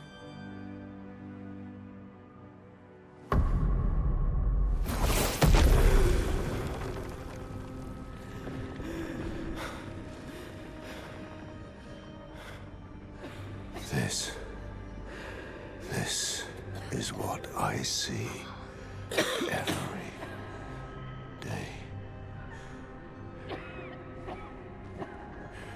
I cannot spend another day with living corpses. Since the fire, our family has crumbled. Aline in the canvas. Clair fighting a solitary war. You, a living ghost. Verso's death broke us. Want it to be fixed. I need it to be fixed. I cannot lose you too. Don't you see? That's how I feel about them. I can't lose them either.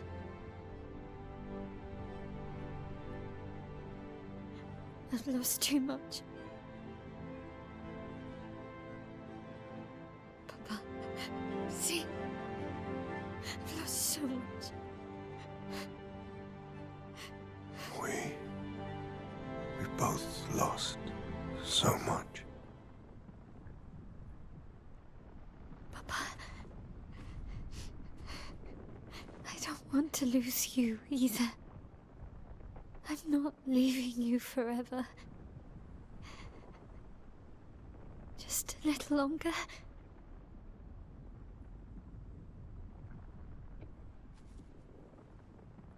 I want to trust you, but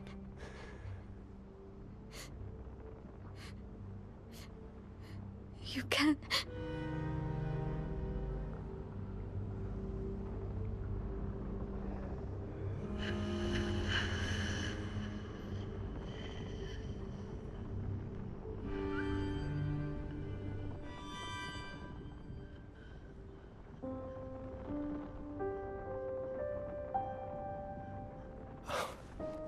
keep the light on for you.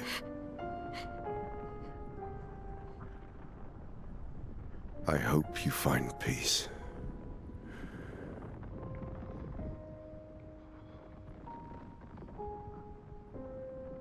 Hold on to each other.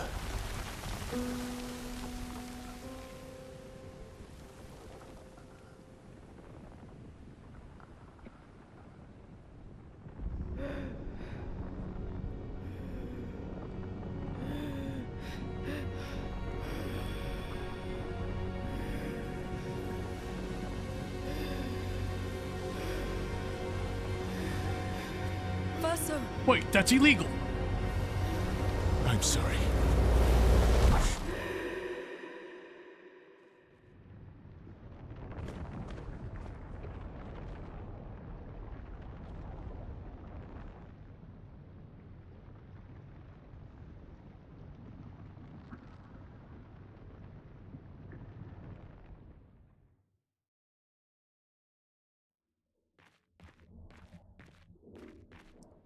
This is like when Agent Smith left the Matrix. The hell?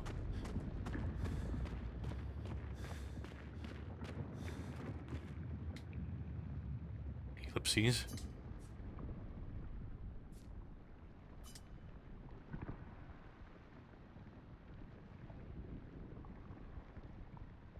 So I guess we have the choice here. We can go back, or we can tell the kid to stop painting. I'm assuming this is what the game kind of wants you to do. It's time to stop painting.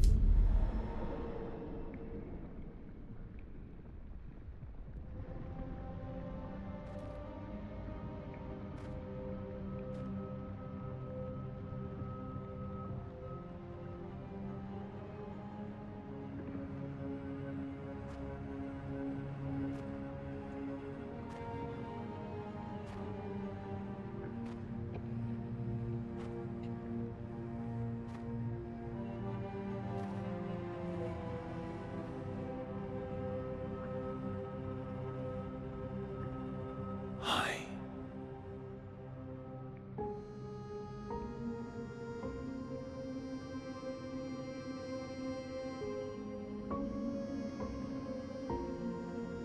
You're tired. tired painting, aren't you? I'm tired too.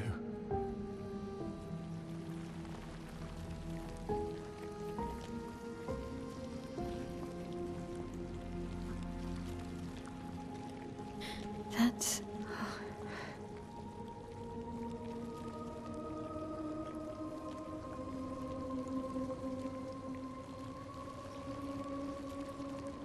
You shouldn't be able to be here. Mamon's gift. Why did you run in? It's dangerous for you here. See things as they are. Not how you want them to be. What? You lied to your father. No. He saw it too. But he wanted to believe. You're going to die here. Why don't you just leave? You can always come back. The moment I leave, Papa will erase this canvas. This is not worth your life. What life? My life of loneliness in a shell of a body, with no voice and no future. You're my El.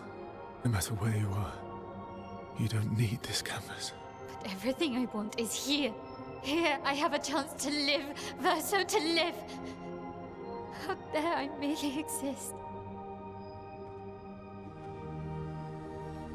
Life keeps forcing cruel choices. Stop quoting Papa!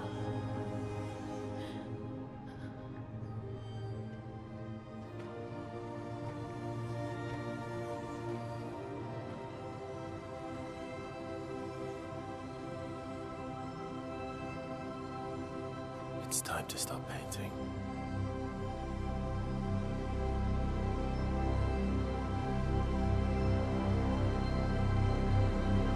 Verso!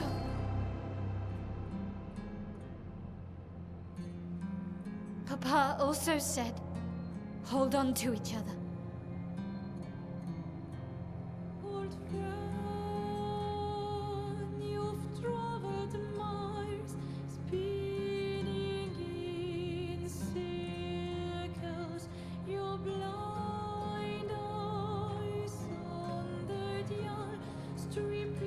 I'm sorry.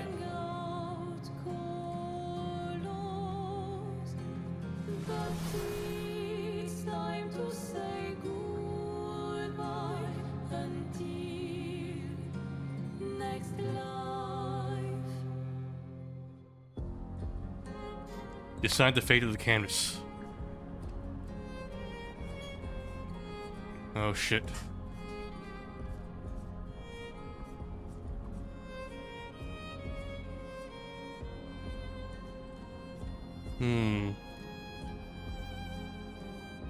Fires Mal, fires Verso.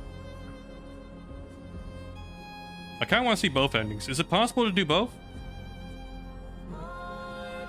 Let me take a look at the time here.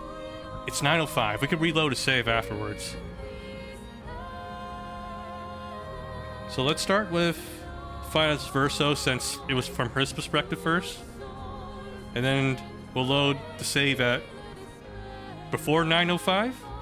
And we'll see about that. Fires Verso.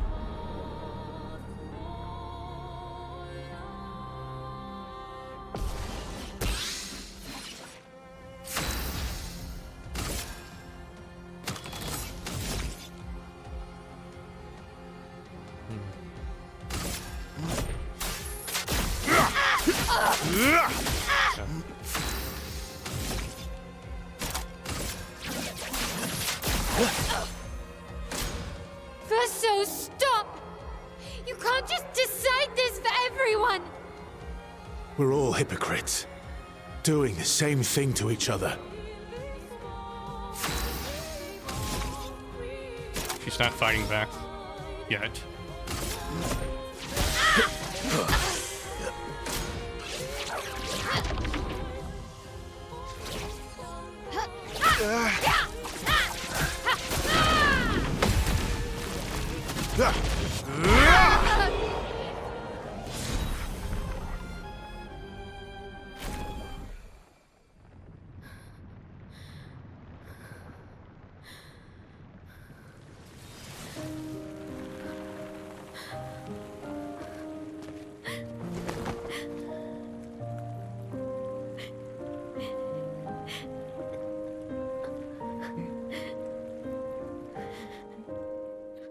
There's no way Verso could have defeated Mal, though. Don't do this. Don't leave me again. Not the way I balanced everything. It's gonna be okay. It's gonna be okay, huh? You've got this incredible power to paint. You'll never have to suffer a life you don't want. You're okay. You're okay. You're okay.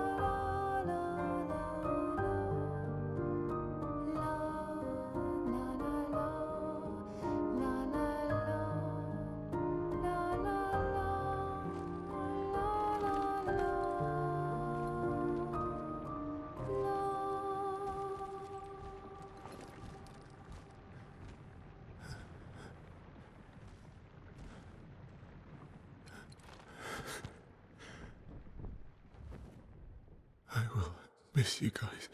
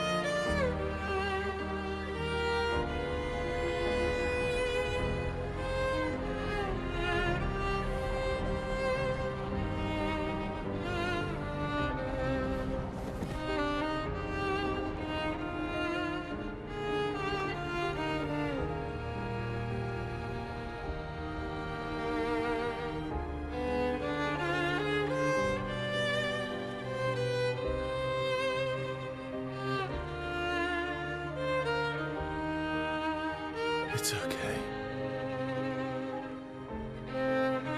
It's over. Verso.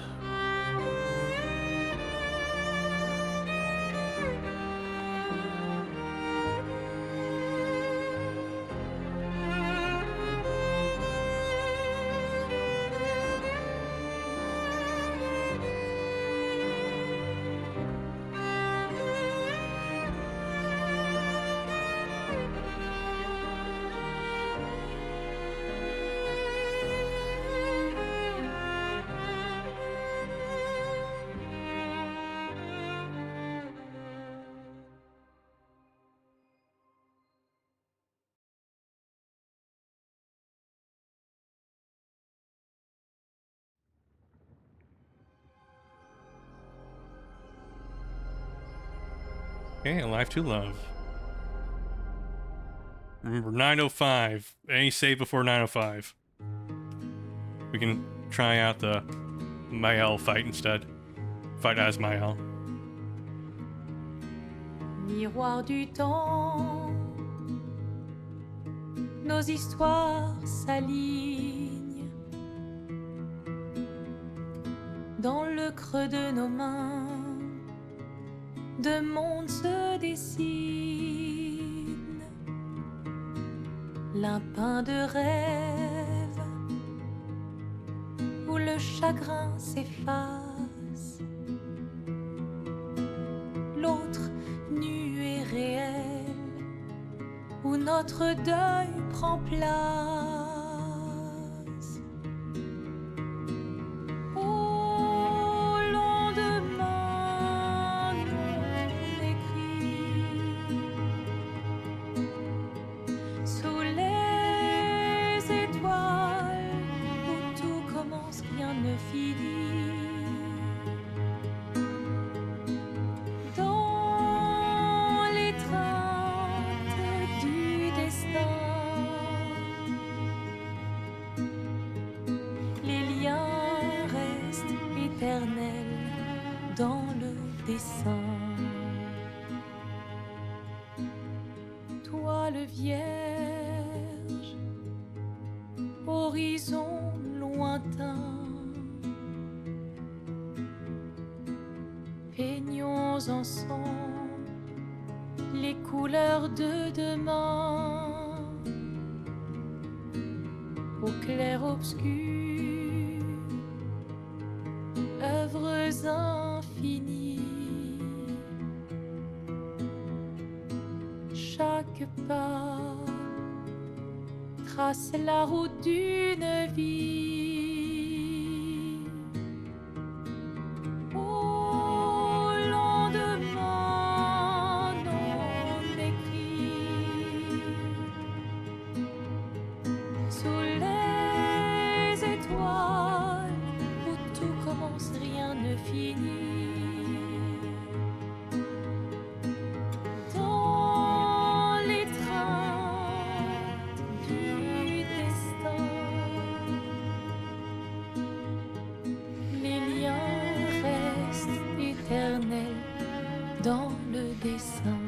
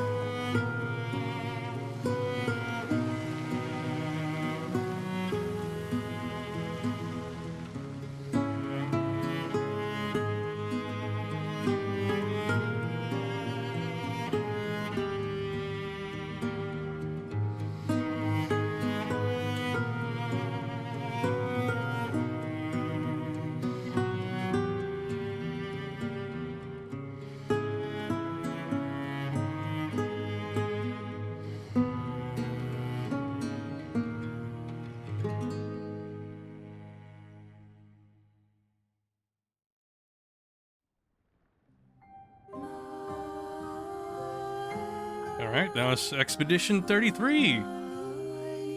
But I want to see the other ending, so... Man, that was some bad video compression there when it popped in for the credits. Because I'm not really sure what I wanted to do, really. I see like the validity in both of them. I'm assuming in the other ending, Mael never leaves. Okay, I'm sorry, game, but let's skip the credits so I can load the save again. Skip. We'll watch the actual credits once I see the other ending. Skip. Okay, continue. Show previous saves. Yep, so let's look at the one at 9 o'clock.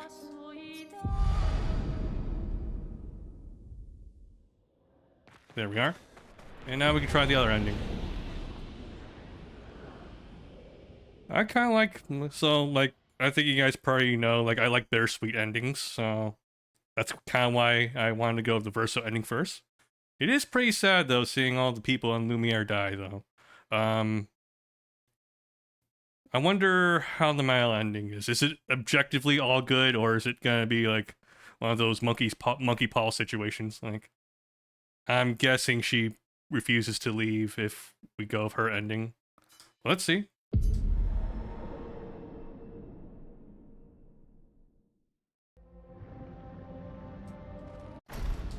Skip. Find smile. I do appreciate how the game just keeps track of all your saves, like a shit ton of them.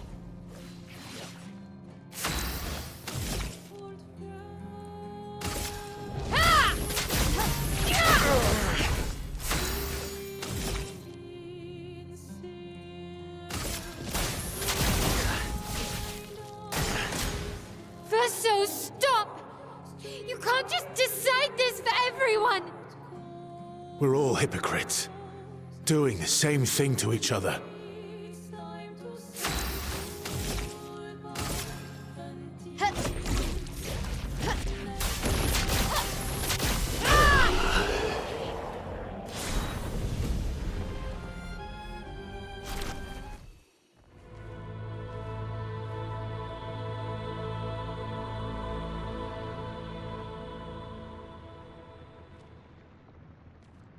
Please, I beg you.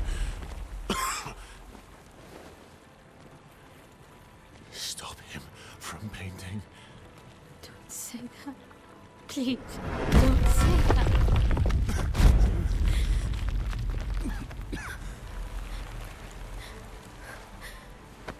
Hey, please, listen to me. Only you can do this. You can do this, please. Unpaint me. Unpaint me. So... Please. I don't want this life. Stop saying that. I don't want this life. I don't want this life.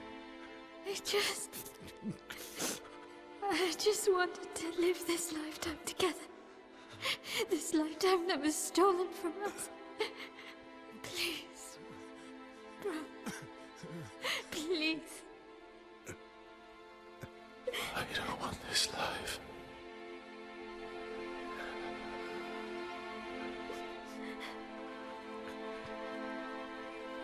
Help me. Help me.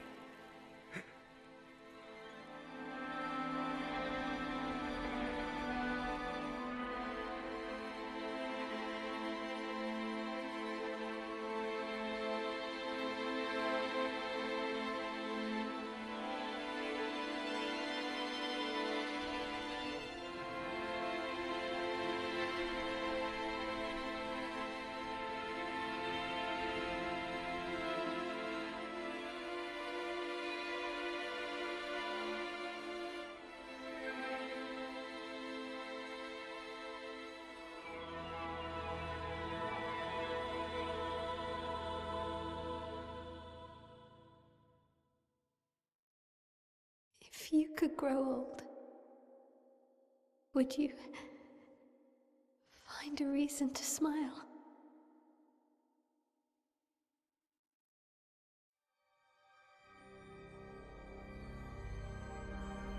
Okay, a life to paint.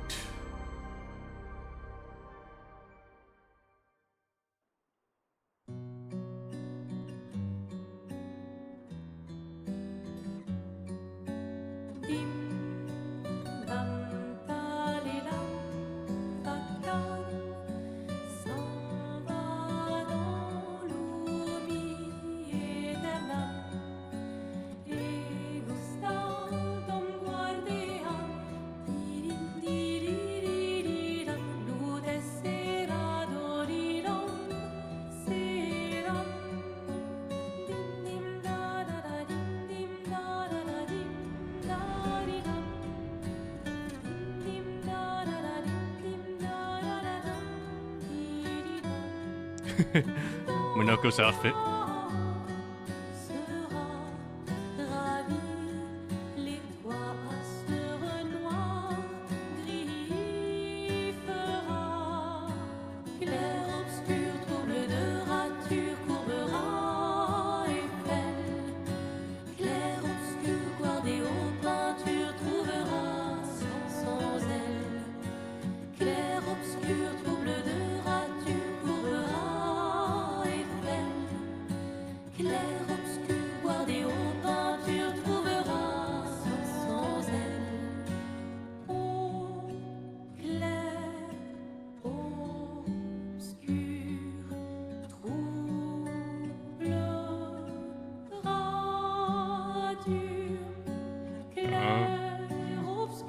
It's him.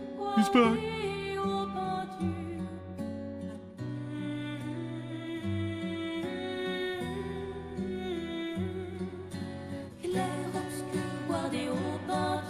Oh shit, if you told me Gustav gets to live, maybe this is my canon ending after all.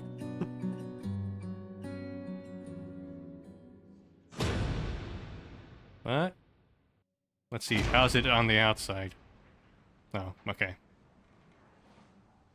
Verso still gets to perform?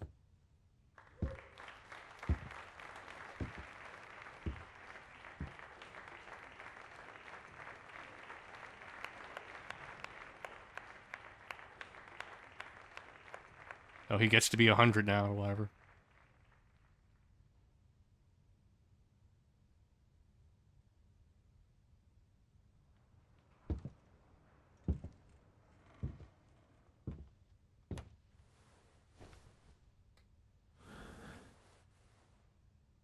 The video compression really sucks, though.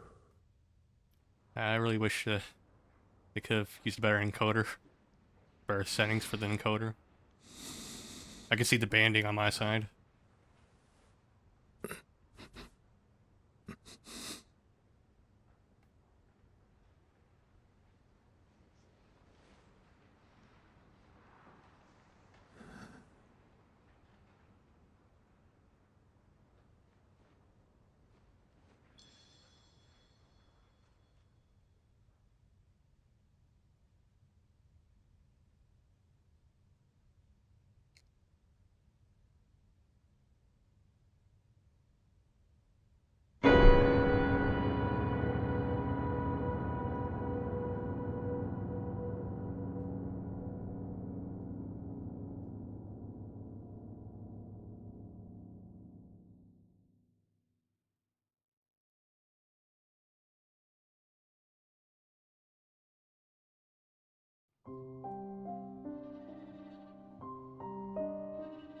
Yep.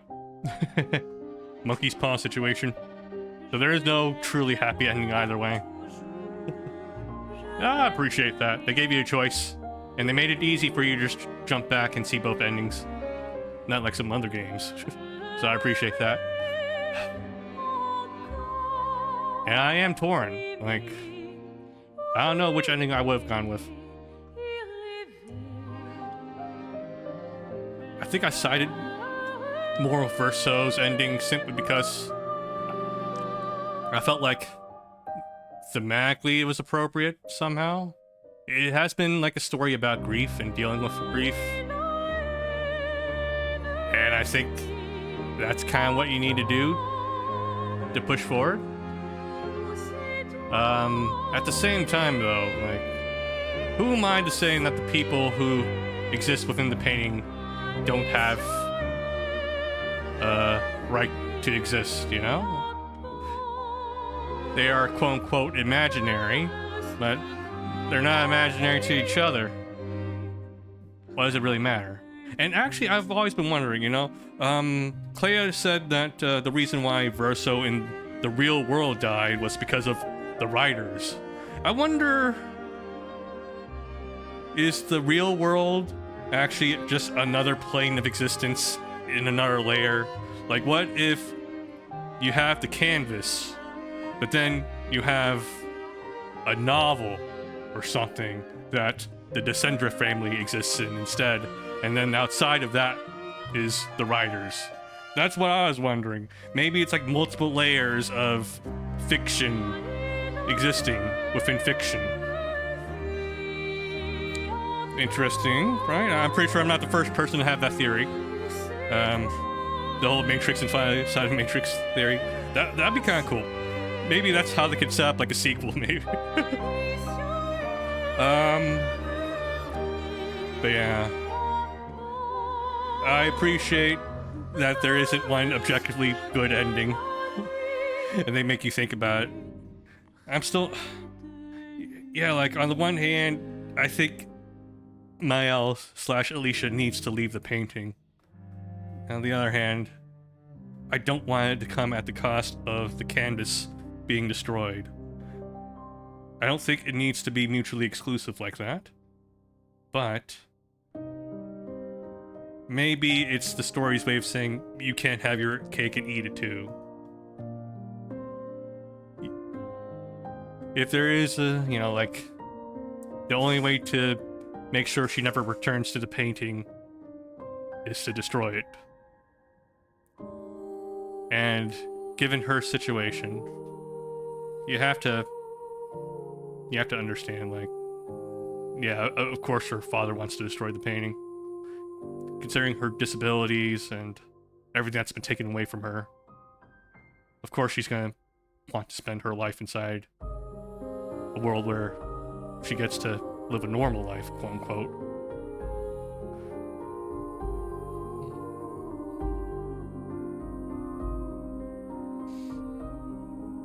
But yeah, like, I think that makes it a good story, though. You don't really know I don't really know which one I would have preferred as an ending. I lean towards Verso's ending simply because I prefer a bittersweet ending. I think thematically it kind of fits with the theme of grief again, and doing what's necessary to go forward.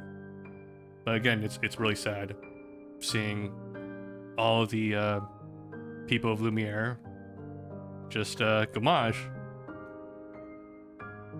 I want there to be a situation where, you know, Maya and Alicia leaves the painting and still preserve the painting as is. It would have been great if we had like an objectively happy ending, but at the same time, I don't think that would have worked, you know, like, considering all the things we've been dealing with throughout the game about grief. It'd be inappropriate for there to be a objectively happy ending where everything works out. That's not how life works sometimes, you know? Especially when you're dealing with grief and loss. Also, kind of how, I know, like, it's completely ironic here, like, and unintentional, but it is kind of funny how I've played 2 turn-based RPGs this year about grief.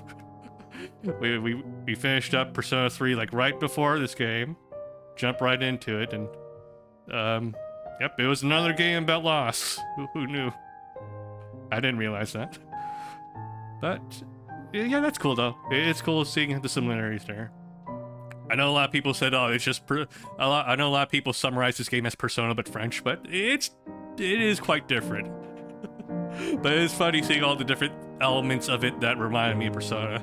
The first joke right there is just when Gustav points the gun in his head. It's like, he's got Persona 3, guys. Oh, gee. But yeah, like, as you play the game and you see how much more the theme of grief and death is there, it's surprising how much they actually do have in common, because if you look at the surface level similarities with the turn-based combat, like, it's barely similar in my opinion, right? This game has a bigger focus on real-time parrying and dodging, where else Persona is all where Persona doesn't have any real-time elements to it really for its combat. It has an action point system, while Persona has a stamina system that requires more resource management over a longer period of time, where here you don't really have to worry about that. Just find the next checkpoint, you're good. You don't have a calendar system in this game either, which is kind of ironic. Well, kind of funny. Like, obviously, this calendar system's a very Atlas thing, right? But technically speaking, like, canonically speaking, they only had 1 year before, like, Gustav, Lune, and Ciel would have gomaged, right? So wouldn't it be kind of funny if you were only allowed to save, like, 365 times before Act 2? I know that would have, like, drove some people insane, but it might have been, like, a nice little nod there. Yeah, I kid, though. I kid. Yeah, I wonder how many days I actually spent going back to camp in the game. That went quite a number of days. Alright.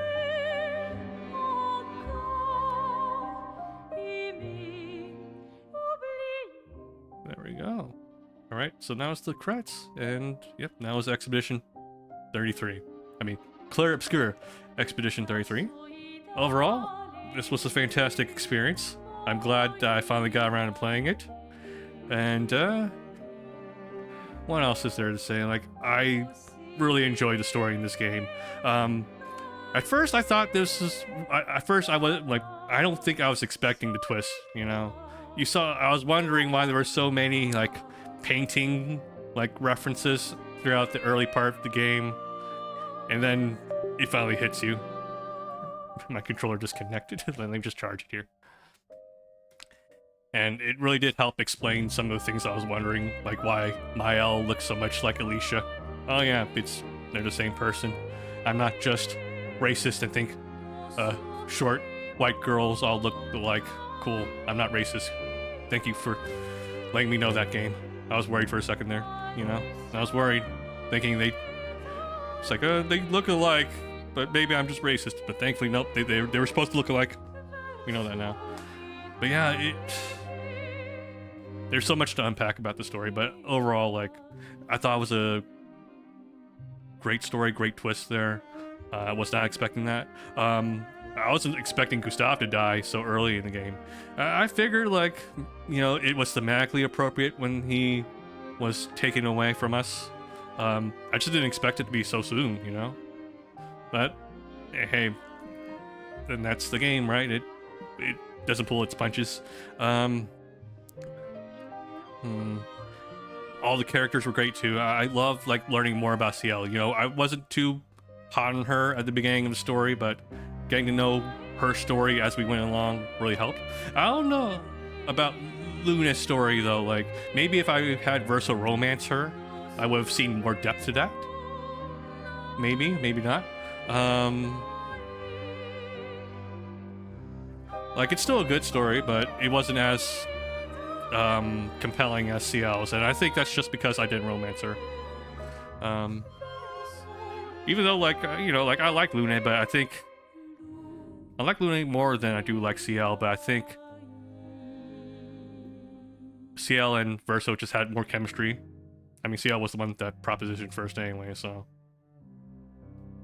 And I guess, like, part of me just kind of liked seeing Gustav with Luna, but here in the quote-unquote happy ending, we also saved Sophie, so it didn't really matter. I just had that really, you know, Neanderthal brain, so, oh, the first female character should be paired up with first male character. That makes sense, right? I think a lot of like zero IQ people like myself do that when they see people in fiction. Oh, male and female character meet for the first time. Okay, let's pair them up. Yeah, easy. Even though, like, in actual, like, RPGs with romance systems, I don't do it like that. I don't usually romance the first woman that shows up. Yeah, but yeah, that's different though. Yeah, overall, really enjoyed the story, really enjoyed the combat. I'm still torn about it, though. Like, obviously, it's very satisfying when you master the parries and get the counters in. But at the same time, I do feel like it kind of undermined the rest of the combat. I noticed that at some point I just wasn't really putting as much effort towards defensive abilities. Like, you don't really need to apply shell or shields on people if you can parry. And even if you're bad at parrying, there's ways to incentivize parrying, right? By having the healing parries and healing counters. So it's still worth going through all that risk just to, you know, get good at that. And if you can, you know, get decent at it at least, you don't really need to worry about playing defensively. And on the one hand, I think it kind of works. I'm sure that's what the designers wanted, right? They wanted the game to be very engaging for people who don't normally play turn-based games, and having a parry system like that really does help bring people into it. But it does feel like the turn-based stuff kind of gets oversimplified because of that. you don't really need to worry too much about your stack ups for buffing and debuffing, as long as you have good pairing skills and you have a good Lumina setup to deal damage. That's a funny thing too. I think the game in some ways has a lot more in common with Balatro than it does Persona.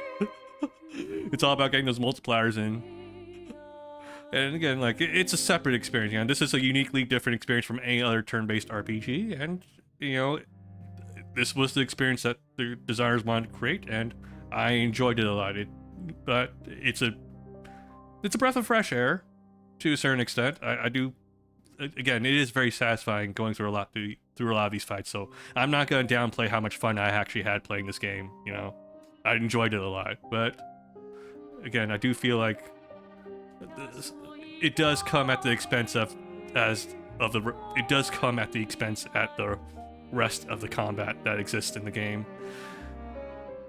There's so much you can do, but so much of it becomes irrelevant once you learn to counter everything. So I don't know how I feel about that. I'm sure like there are gonna be people out there like doing min-max builds where they just counter everything and that's all they fucking do. I'm sure there's speedruns like that too. And that's gotta be cool, you know? Like, that's cool. I think it's awesome that you have the ability to do that. I think it's awesome that you can do these really crazy, overpowered builds and shit like that. But it does kind of come apart too, you know, when you finally remove the damage cap and you realize how much of the game doesn't scale properly. I didn't realize being like, what, 15, 20 levels over leveled for the finale was going to be that bad in terms of just one-shotting everything. I didn't realize it was going to be that bad. Like, I heard that you were going to be super powerful, but I didn't realize it was going to be that bad. Everyone, like, I remember looking up advice for how to, like, distribute the attributes, and everyone said, oh, you should just put all the points into whatever scales with the weapon. And I didn't do that at all. Like, I just kept everything evenly distributed. And even then, like, if you go through the optional stuff, you can end up being really overpowered.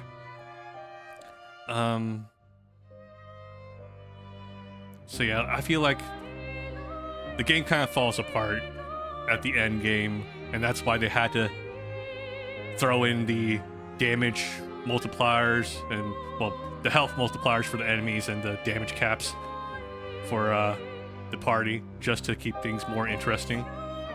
I don't know, like, it's tough though, considering how many modifiers they have. On the one hand, like, it's really fun getting all those modifiers as optimized as possible.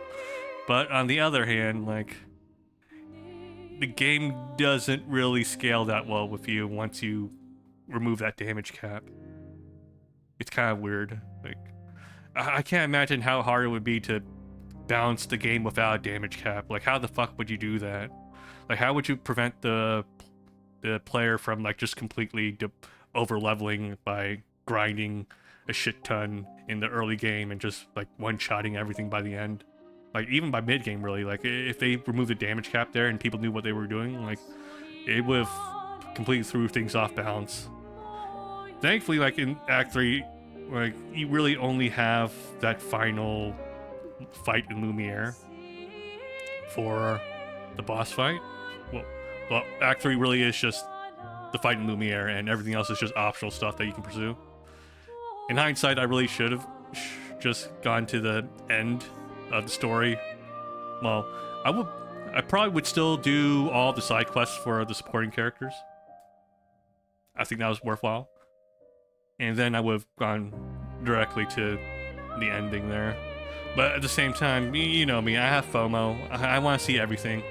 As much as everything as I can reasonably can. And I really did enjoy those optional fights. Like, they were tough, but they were very engaging and rewarding when I finally got through them. And I would love to continue playing, you know, but I think it's also time for me to move on. Kind of like how Alicia needs to move on. We spent enough time in the game. You know, I put like 90 hours into it at this point, and I think it's a good spot. We have the other content in the game, obviously, and there's still the Endless Tower. There's the drafts for Renrar's drafts and stuff like that. All the other things, right? And I chose not to pursue them simply because I was getting over leveled ridiculously at that point. Like, when does it end? You know, when does it end? I still wanted to see all the optional like fights in the overworld though, because they were always cool. But once you start going into the area just to do like a gauntlet, that's when I kind of draw the line. It's the same reason why in like the Yakuza games I never do the Coliseum. Like I like the combat, but I don't want to do it over and over and over and over without any story content behind it, really. And that's why we still stuck around for all the side stuff, even though it was going to overlevel us. Like, I wanted to see the side stories that were associated with those areas.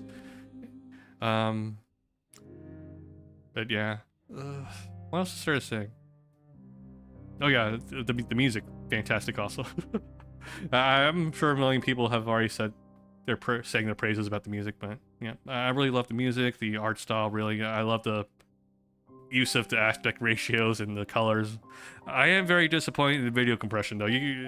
It's probably not obvious from the stream since it's already compressed on my once you watch it here. But on my end, I see the pre-rendered cutscene sometimes, and it ain't it. It's like the same quality you would get in like YouTube like 10 years ago, I feel. I wish they increased the bitrate for that, and I understand why they use pre-rendered there.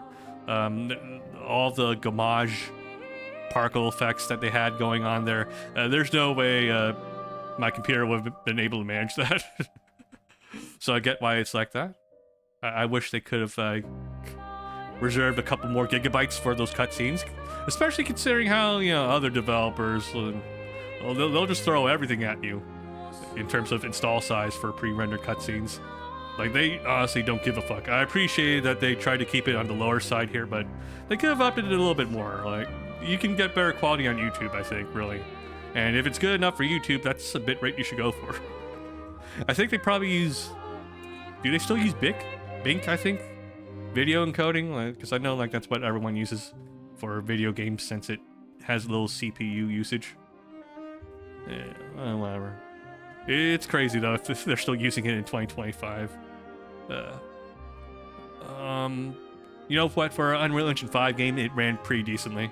I wish my frame rates were higher, but that's me having a 3080 in 2025. Any other final thoughts here? I think that's about it. Yeah, I like this. Like, I really love the story. I was not expecting that twist. I really enjoyed it.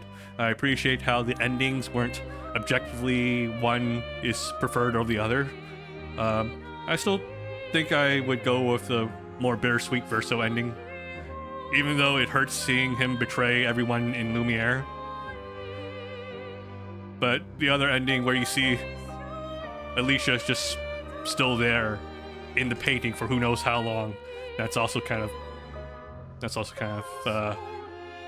sad seeing that. Though again, it is good seeing Gustav and Alicia back, Gustav and Sophie back. It was very emotional too, right? In the prologue when you see the Sophie homage and stuff like that. It's I haven't said it yet, but this game is cinema. Also really enjoyed the characters again, characters like Ciel. I didn't think too much about her at first, and I really like how I got to know her. I love Lune, but I think I did myself a disservice by not romancing her. I think if we romanced her, we would have gotten more out of her story. I really wish I could have seen that, but I wasn't going to cheat. I don't think the game even lets you cheat, right? Because Lune obviously comments on your relationship with Ciel. I'm sure I would have loved Lune's story a lot more if I romanced her. And yeah, the conflict that both Verso and Mael/Alicia would have to go through, yeah, that's very compelling as well. And that's why it was so hard for me to pick an ending, even though it was just really hard to pick an ending. That's why I just looked at I looked at my clock and said, okay, well, what's the timestamp for this? I want to see both endings because I don't know which one I'm gonna prefer. And oh yeah, in terms of quality of life, that's really cool how the game keeps track of like your last dozen or so saves. I really appreciate that. I wish there were a few more quality of life improvements. I've said it a bajillion times already, but the retry button in Metaphor ReFantasio, that needs to be standardized across all turn-based games in the future. Okay, if you start off a fight, you know you just made all the wrong moves. I want a button just to restart the entire fight, rather than just quitting out by using Alt F4 or just sitting there and waiting for the enemies to like just plow my ass. Other quality of life things, I do wish it had like, speaking of which, like I know we make a lot of Persona comparisons here, but I would have wished there was a way for us to keep track of all the enemy affinities. It would have been nice for me to know after, like for example, if you use a particular type of ability against an enemy and it actually absorbs it instead of taking damage from it, I would like the game to remember that the next time I fight one of those enemies. It would have been useful to have that. I mean, this is a game where there's a journal, right? And the journal doesn't do shit. The journal doesn't keep track of shit. I'm sorry, like, well, what's the point of having a journal if we don't keep track of what all the enemy weaknesses are and what their strengths and resistances are? Like, why isn't that there in the heads-up display when I look at the enemy? You know, that would have been nice. And I'm a bit torn on the minimalized interface. Like, I think it's fine that they don't have a mini-map. I understand that, you know, the game isn't designed around a mini-map. Like, the levels aren't supposed to be huge, right? So, if you have a mini-map, it kind of gamifies it all and makes the world feel a lot smaller. But at the same time, it is really fucking frustrating getting lost in these areas sometimes. To be fair, the game does have, like, a reasonable amount of checkpoints that you can go back and forth from. So I appreciated that. But some areas, like the fucking Gestural Sanctuary, that was just a fucking pain in the ass trying to navigate, dude. I got lost so fucking much. Why the fuck were there so many fucking intersections in that fucking level, man? It didn't help that everything was just red grass.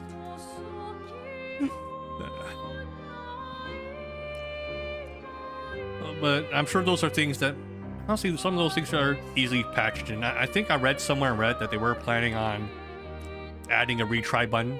They just didn't have time to implement it. So I hope that's something they inevitably put in. I hope that they do add like a way to track all the enemy affinities also. Well, like I don't think it'll dumb down the experience too much, right? Like, you should canonically know what the weaknesses are once you've already tried those abilities on them. So, I don't see a problem with including that. The map, I understand why they don't do that, but the pause menu is missing something, though. Like, when you pause the game, like, there's clearly room for some sort of map there. I think maybe, like, a half measure or, like, a way they can meet people halfway is once you find the exit for a level, then it can give you some sort of map, right? I think that's fair. If you visit somewhere if you visit a zone for the first time and you haven't found the exit for it yet, then no map for you. But once you find the exit, sure, give them the map, and that will make it so that way when they revisit the zone, they don't have to struggle quite as much. I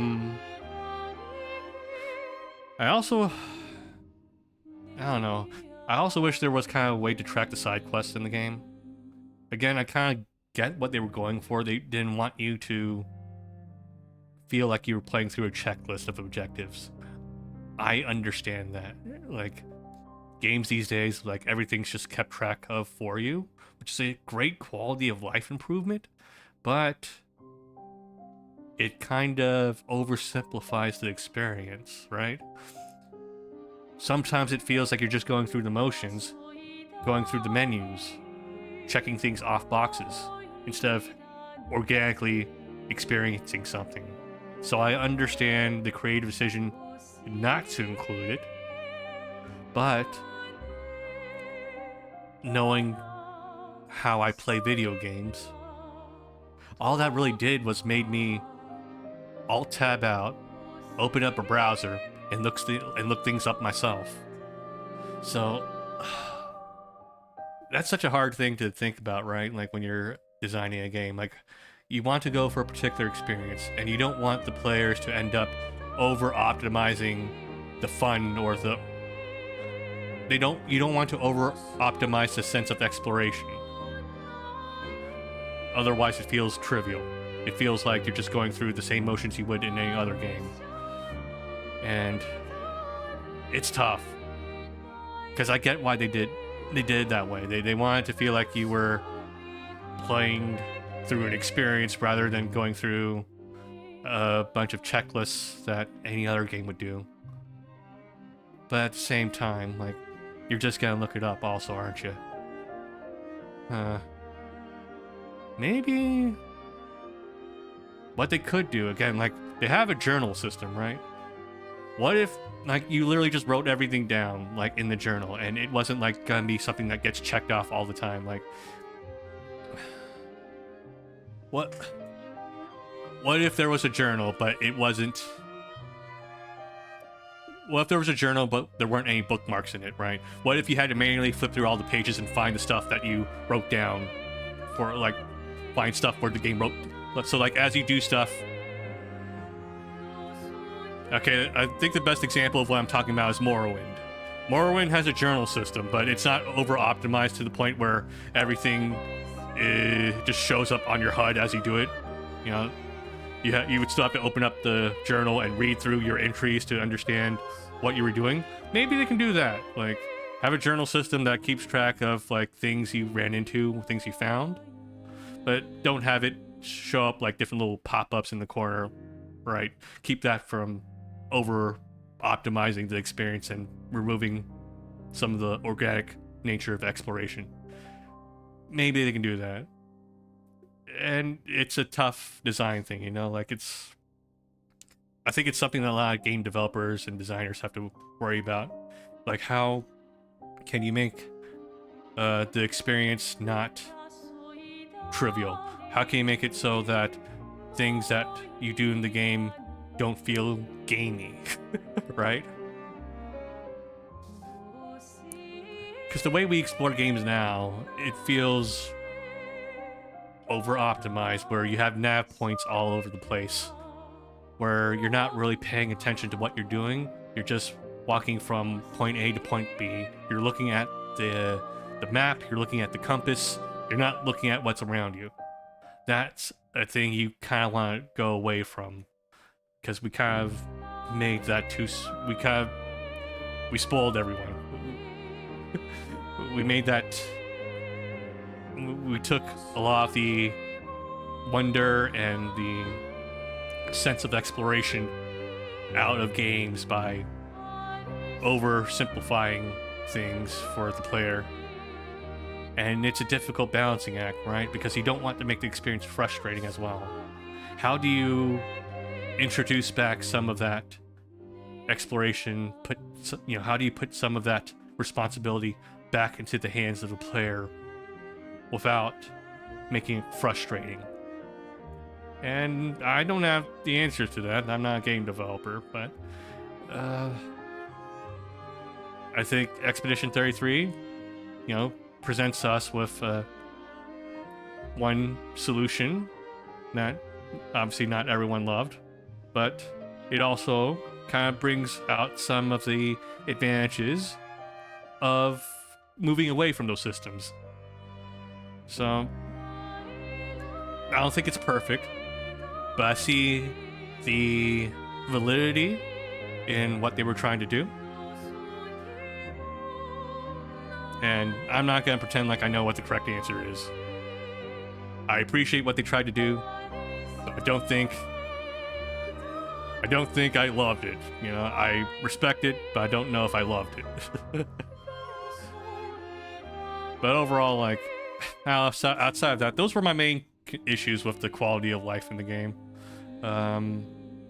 Maybe I bitched a lot about the sprinting, but there is a toggle sprint, but the problem with toggle sprinting is that you can't really do the jump puzzles that well with them. But that's a separate thing, so and that's not even worth discussing. But yeah, overall, like, even without all the quality of life stuff, I really enjoyed the game. Enjoyed the combat, even though I think the real-time parrying and countering does kind of undermine some of the turn-based stuff. I do understand that it also brings another layer to the experience that will welcome a lot of players who normally aren't into this type of combat in. So I still respect it for that, and I still had a lot of fucking fun playing this game. Like, I have my criticisms, but it is one of the best games I played this year. Easily. Both in the writing, the presentation, and in the mechanics. Not everything is perfect, though, and that's okay. It made some bold decisions that I didn't always agree with. Sometimes they were frustrating. But there's no denying I had a very satisfying, engaging experience with this game. So, hats off to Sandfall Interactive, Kepler. Good work, you guys. I really love this game. Clair, Obscur, Expedition 33. I would love to play more, but I also know when it's time to call it quits. We played enough of the game. I really enjoyed my experience with it, and I think it's time for me to leave the canvas. Again, like, I think either ending works, okay? Like, I don't think one's objectively better than the other. I kind of align with the Verso ending a bit more, because I'm a depressing person who likes a bittersweet ending. But even then, like, I do want to see all the people in Lumiere happy. I would have loved to see an ending where, you know, everyone from Lumiere was repainted, and that Alicia found the strength to finally leave the painting. But there's a reason why they gave you two choices, because if there was an option to do that, there was no reason to have two choices then. That would have been the ending. But that would have been... I don't want to be one of those assholes who says there always needs to be a sad element in an ending, but that would have been too happy of an ending. Maybe they could have made it work, though. Like, if there was an ending where everyone in the painting got to live, and Alicia had the strength to leave and, you know, restore her family. Like, if there actually was an ending like that, I might actually accept it, really. Even though it might seem too happy for a guy like me, I think it might have worked. Like, not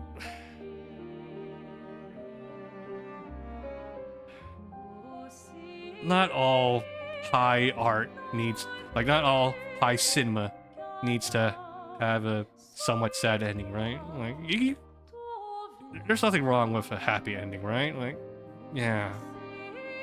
I don't know, like, I would have to see it in order to really judge that. But I do fuck with these endings, though. I do appreciate that there are two different endings that aren't objectively happier than the other, so I'm okay with that. I do have to really sit and think about how I really do have to think about whether or not I would have wanted a perfectly happy ending for this. It might betray everything that the game was working up towards, though, right? Like, if you could have your cake and eat it too, like, then this conflict in the story wouldn't have existed, right? Like, if it was possible for Aline to just go into the painting and leave whenever she wanted, like, we wouldn't have this conflict here. And I think that's kind of the point, right?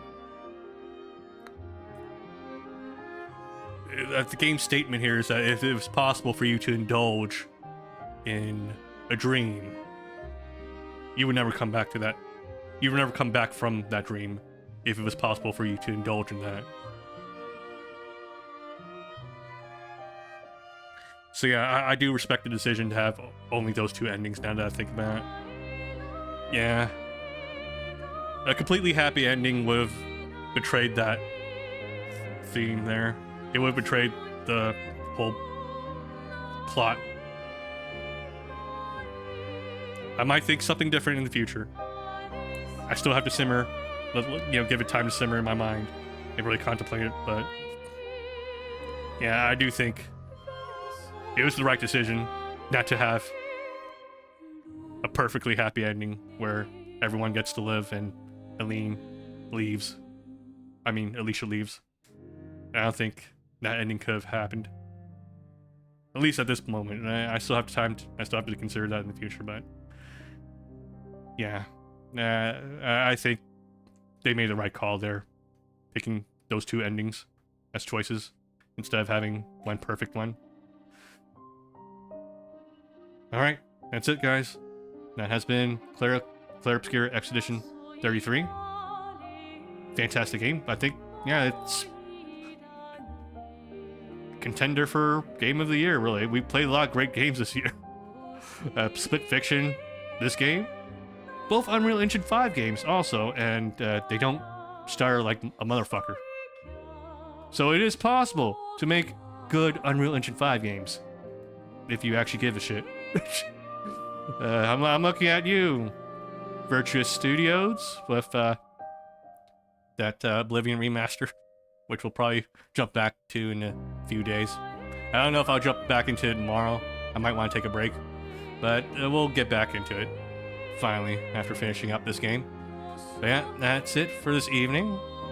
For anyone who's watching, thank you for watching. I really appreciate it. And I will see you guys next time in R1.